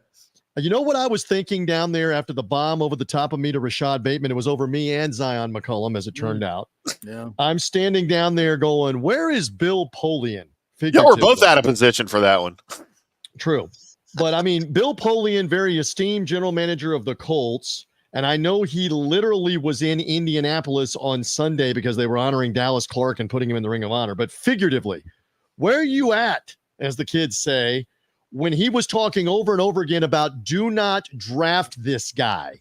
Lamar Jackson. He should be a wide receiver in the NFL. Oh, everybody said that, though. That's the reason why the 1980s and 90s football GM personnel type and head coaches aren't personnel types and head coach anymore. You hear that, Jerry Jones? Time to hang him up. Because Doug Williams is forever grateful. Because that guy is amazing at field level with pick your poison. Do you want to try to keep him in the pocket to throw the ball? Okay. You probably have a better chance at that. But with the read option going and with his ability to step back off the read option and fire it, they were something to watch. And obviously the Buccaneers did their darndest to help them out over and over and over again with blown assignments, the 2 turnovers by Baker Mayfield. Brutal. Let the Ravens gain momentum. This is 2 games in a row where the second period you let the other team just score and score like an avalanche. And even still, you're in the game in the third quarter. And as much as I'm going to come back to Lamar doing well and turnovers, defensively, you cannot let them get a 90-yard, 81-yard run, whatever it was, backed up in their own end while the game's still on in the third quarter. Well, you shouldn't have punted to him in the first place. Yeah, well, but I mean, then you get a touchdown to try to get back in the game at 34-18, and you let him get out the gate again. Well, that was So my very point. Is frustrating. when you're watching the game, the Bucs had no chance to come back and win because they couldn't stop the other team. I cannot go along with no chance because you scored, you got the ball back, and you scored again. And I've seen enough crazy things happen that I cannot respectfully go along with no chance to win the game. Was it only a slight chance to win the game? Yes. I mean, I was down there at field level for the Monday night god-awful game with the Saints where the Bucs had 3 points all the way into the final minute and a half of the game, or maybe 2 minutes at the most without timeouts. And they got the ball, they scored, and then they got the ball back. However they got it back. They maybe called a timeout, got it back with like 30 seconds left. And Brady, I know it's Brady, I know it's the GOAT, let a drive right down the field in the final 40 seconds to win the game. I mean, complete rabbit out of the hat in the final minute and a half of a game. I know Tom Brady's not on the field last night, and I know it's 41-18 and 41-24, but when you got the touchdown and you had gotten the onside kick, I can understand where the football coach is standing over there on the sideline going, we have an opportunity to go get a score, and then who knows what happens. I really thought, while we get into the minutia of this, I really thought they were going to get maybe one more completion if the Godwin play, all things are equal, and he gets up, and then they were maybe going to kick a long field goal with like 40 seconds left, saying, we need 2 scores and an onside kick anyway. Why waste all the time right here on the touchdown? Kick the long field goal, be down by 7. You need the onside kick anyway. I really thought we were headed to that. And then disaster. I understand the vitriol. I get it, Buccaneer fans. He's probably done for the year on a play that ultimately doesn't mean anything at the end. But in the context of could you have still had slight life there to win the game, they had slight life at the very, very end. It's just a tough thing. Did you hear my my rant earlier about the Cowboys and the Ravens? I have been dealing with my own travails, my own woes, my own work. But please educate me on what you were spewing earlier in the program. All I did was say that Bowles was following the Cowboys' blueprint from Week 3 when Dallas was down 21-6 with the Ravens at home at AT&T Stadium, and they came back with some quick scores. They made some stops. They ended up losing 28-25. Also, by the way, a successful onside kick against the Ravens. Both successful onside kicks in the whole league this year have been against the Ravens. That's a stat. Yeah, there you go. By the way, the Buccaneers had not recovered an onside kick. JP Peterson, do you know this stat? Since 2013. Hello, 11 years. But they were going to get another one. He popped it up in the air again. He popped it up in the air again, and the Ravens were ready for it. Yeah. This time. I know how that works. I'm just saying there was a blueprint there. They'd seen the film of the Cowboys game. They said, you know what? We can do this. I'm not going to give up, and that's the attitude I want my coach to have. I don't care what everyone else is saying. I got you. I want my team to win the game. And and again, for like the 4th time, I get the anger because he's done. He's more than likely done for the season. Save he done as a Buck? And that's another point too. Think he's done as a Buck? I don't know, but I think they will. They don't ask me. I don't have coffee and donuts with Jason Light and the Glazers. What? But I think they will do everything they can to bring him back. And he's not going to get a huge ton. Yeah, but that's a whole different. That's a whole different. That's a whole different argument for a whole different day. Right now, you're in the mourning period because he is such a phenomenal guy, Timmy. And for the audience, we can't convey this enough. No, phenomenal individual. Can I share something with you on the JP Peterson show? He and his wife and their family were helping hurricane victims on their own time while all this craziness was going on after the Saints game when they got back. I know that because I know people that live in their area. Phenomenal people, leader in that locker room. So it is devastating to not have him. But guess what? I'm selling optimism during this moment on the show. The season ain't over. You got 10 more games to go, right? How many ever more games to go? It is 9 more games to go. You got a lot of season left, and you're going to have to figure it out with the guys you have and hopefully get number 13 back healthy at some point. Yes. I don't know if that's a couple of games from now, if it's after the bye week. They'll have to update us. We know in the past when he has had, Mike Evans, a hamstring injury, it has been a 3 or 4 week thing. I hope that it's not a 3 or 4 week thing. We got to be realistic about that. But with Sterling Shepard and Trey Palmer and Jalen McMillan, next man up. Somebody has got to deliver as a go-to guy.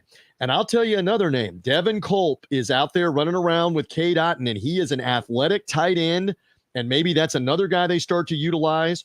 Rashad White can catch the ball. Maybe he goes into the slot some. I know you've been bringing that up. What about Marquez Callaway? What do we know about him? Marquez Callaway, who has experience with the Saints and another team, I don't know who else he was with, and has made some plays. Okay, you got to go next man up. He had play with 40-some catches, 600 yards, 5 touchdowns in 2021 with the Saints. Okay, so that's been a little bit, but he has NFL experience. Go ahead, give me a name. Would you guys like to deal with the Cowboys and receive Brandon Cooks in exchange? Well, how much does he have left? I mean, he's been injured, right?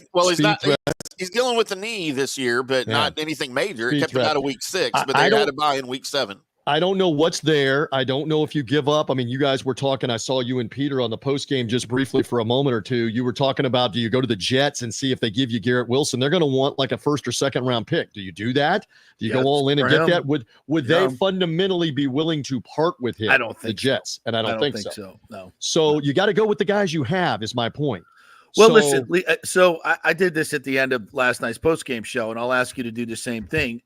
What scenario do you see? How does this offense evolve? And give me a little bit more than next man up. Does the running game become a focal point? I talked to Gedeke and Graham Barton about that last night. They're ready to go, and I think I think there's a way home here. It might involve going and getting. I think you got to go get a guy, and it doesn't necessarily have to be Devontae Adams, but an experienced receiver who's done it in this league, and I can see a way through. But your defense has got to get there's probably another guy or two still out there that you're looking for. But Marquez Callaway might be that guy that can supplement with Shepard, who Baker Mayfield trusts. And again, I have a lot of belief in Jalen McMillan. I mean, he struggled a couple of times last night on comeback to the football, but this is work in progress. And you're right on running the football. And I have a bigger issue right now with defensively. In that game, in that second half last night, you've got to be much more on point than what they were. Repeatedly out of their area, out of their lane, a lot of overrunning plays. I know the Ravens are tough, but the Buccaneers made it easier on them last night with some of those big plays in the second half. I mean, you were still in the game. You still had opportunity, but you're giving up an 81-yard run, and you're giving up a 49-yard bomb, and then you're giving up another 60-yard run. You're not going to come back. That's why I say they weren't in the game. And that's, at 6:48, they score in 41-18.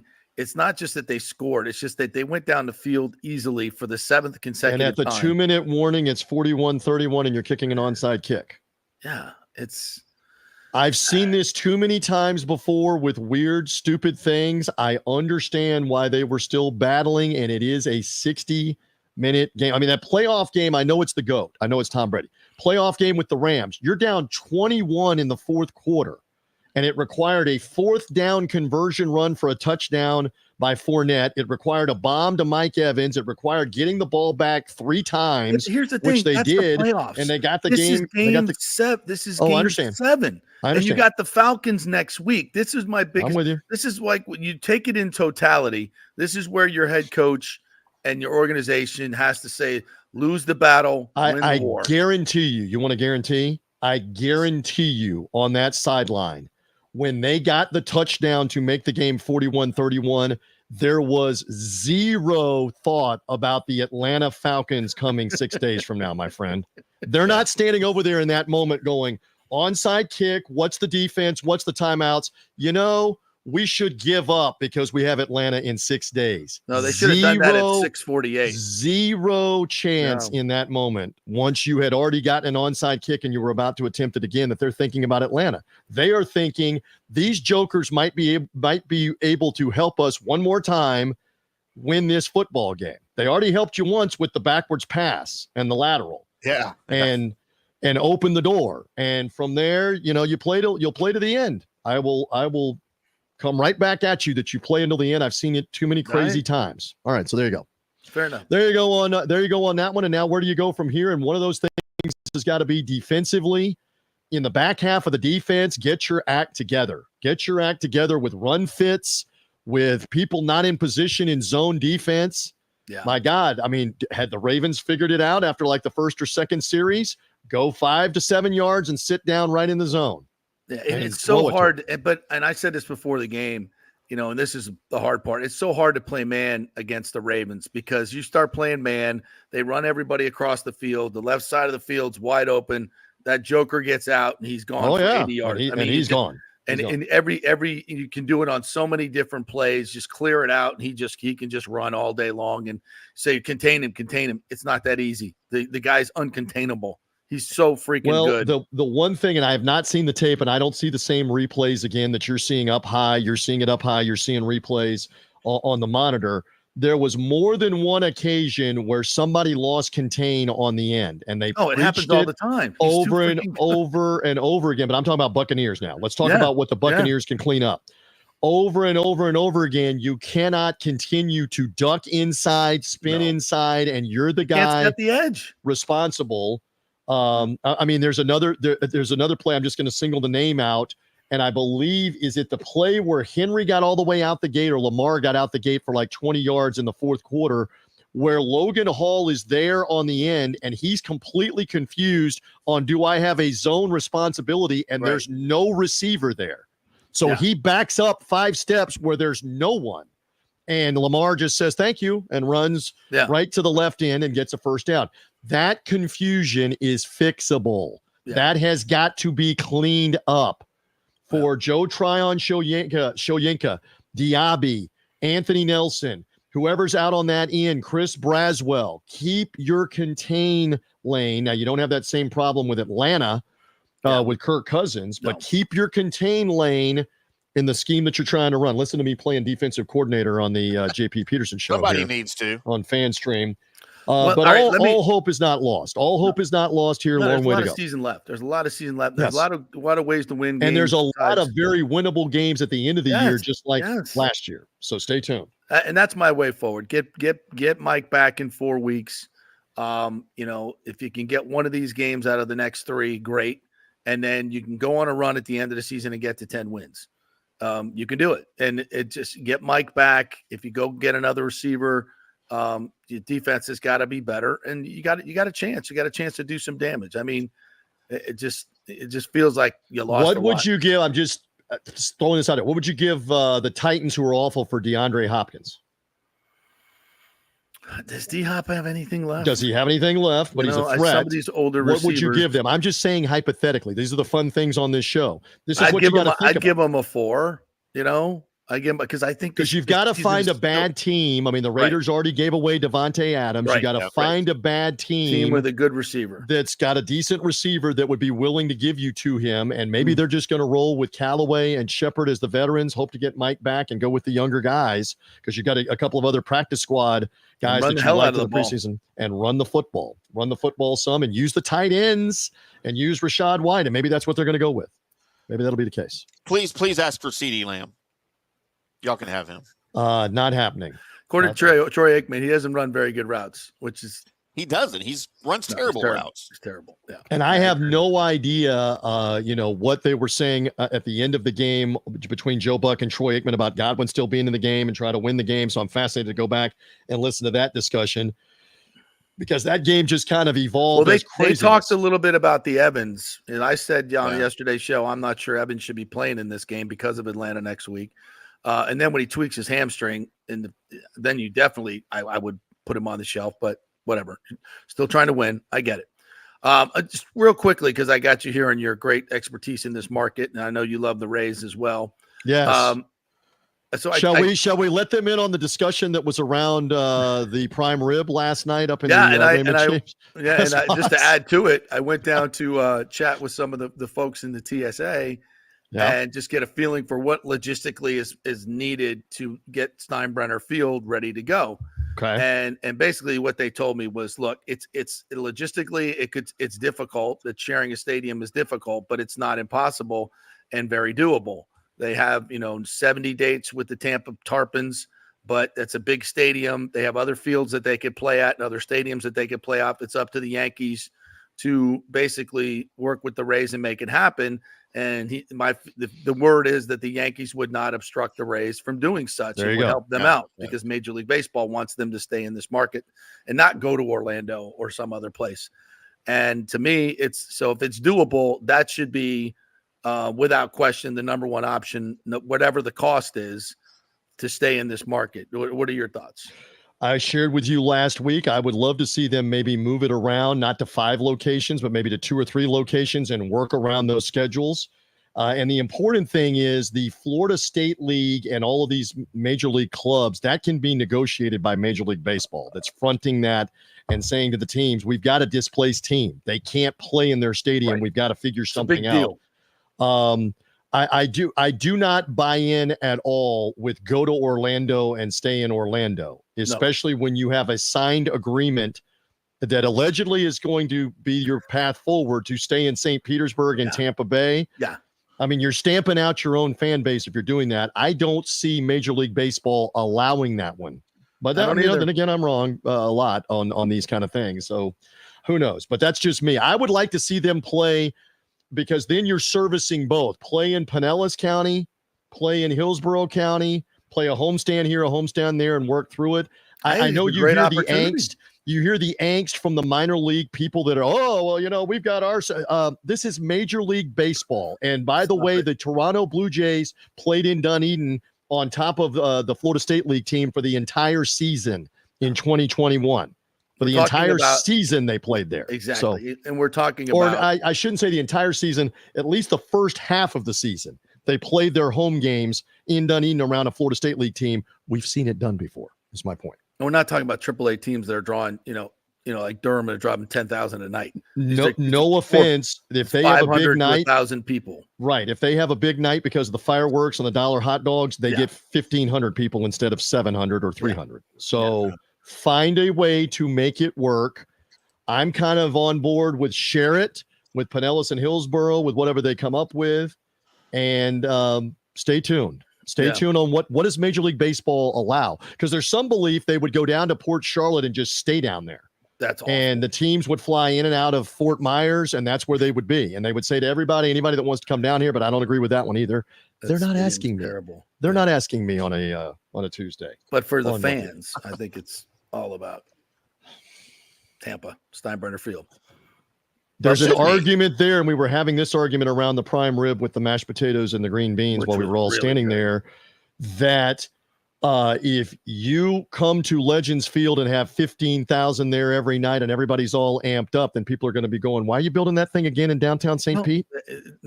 That's already been another done. part of the argument. But that deal is done, and that argument has been made, and we were right, they were wrong, but they still built it anyway. They're still going to build it anyway.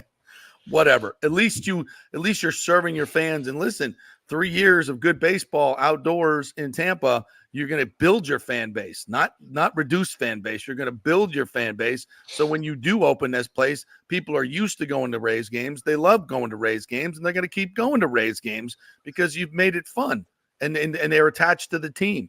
Leave the market and try and build a stadium and come back.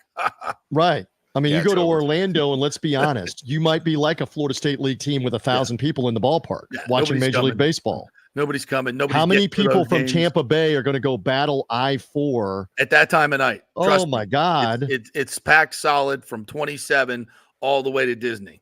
Yes. Another 45 minutes to an hour. I mean, let me give you I know you got to go. That's without baseball traffic. I know you got to go, but on Saturday I drove this because I went to the boxing right there on International Drive, right after Disney on I-4. Yeah. I was in the car from my home in Lutz for 2.5 hours starting at 4:30, trying to be there for 7 o'clock because they were opening the doors at 7 o'clock, starting the fights at 8. 2.5 hours.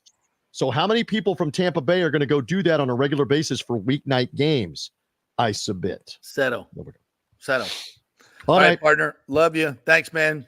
By the way, the Nothing But Bucs podcast will be out a little later today. There's a lot of Ravens on it. There's a lot of Buccaneer highlights on it. I give you some insights, some interviews. That'll be out here in a little while. Wherever you get podcasts and also the Buccaneers mobile app, Buccaneers.com. We got that. Hang in there. Creamsicles this week with the Falcons. Yes. And you win that game, and you're right back in the thick of things in the NFC playoff picture. Welcome to the crazy world of professional sports. So let's see what happens on that. All right, TJ. Other than that, love be you, well, brother. my friends. Thanks. So we'll end this incredibly wonderful podcast the way we started it. It's been a show. It's with a shot of Fireball. No, I wish I had one. It's a tough night for Buck fans, and given what's happened over the past few weeks, it's another gut punch. I mean, that was the thing we had left was our Buccaneers, and that got gutted last night. I mean, they ain't no sugarcoating it. They ain't no sugarcoating it. It's gonna they be ain't fun. dead, but it's we're barely breathing. But we got a pulse. Give Jason a couple of weeks to work his magic. We got a pulse. Let's see what happens. Jason Light works some magic.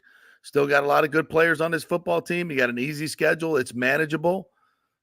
You got a chance. And hopefully Todd Bowles will learn from this and we'll be better in the future. Big thanks to Scott Reynolds, who joined us for the Pewter Report, to Scott Hamilton. That was fun, who joined us. College Football Insider. We'll do that each and every week. And, of course, TJ Reeves. And you, Tim Ham, great job to you. Appreciate the debate, even though you were wrong. Because you're drunk. I'm used to being wrong. Drunk. The guy drinking Fireball. I'm bringing Fireball with me for the studio next week. All right, we got to christen it. Absolutely. All right, we got to have a bar right in that room anyway. We're going to do it old school. Hell yeah. All right, thank you guys for joining us. Don't forget, you can always listen to this crazy show as a podcast each and every day. Wherever you get your podcast, please like and subscribe there as well. We will see you tomorrow. The sun will come up tomorrow. Bet your butt. Oh, shut up. Have a good day, everybody.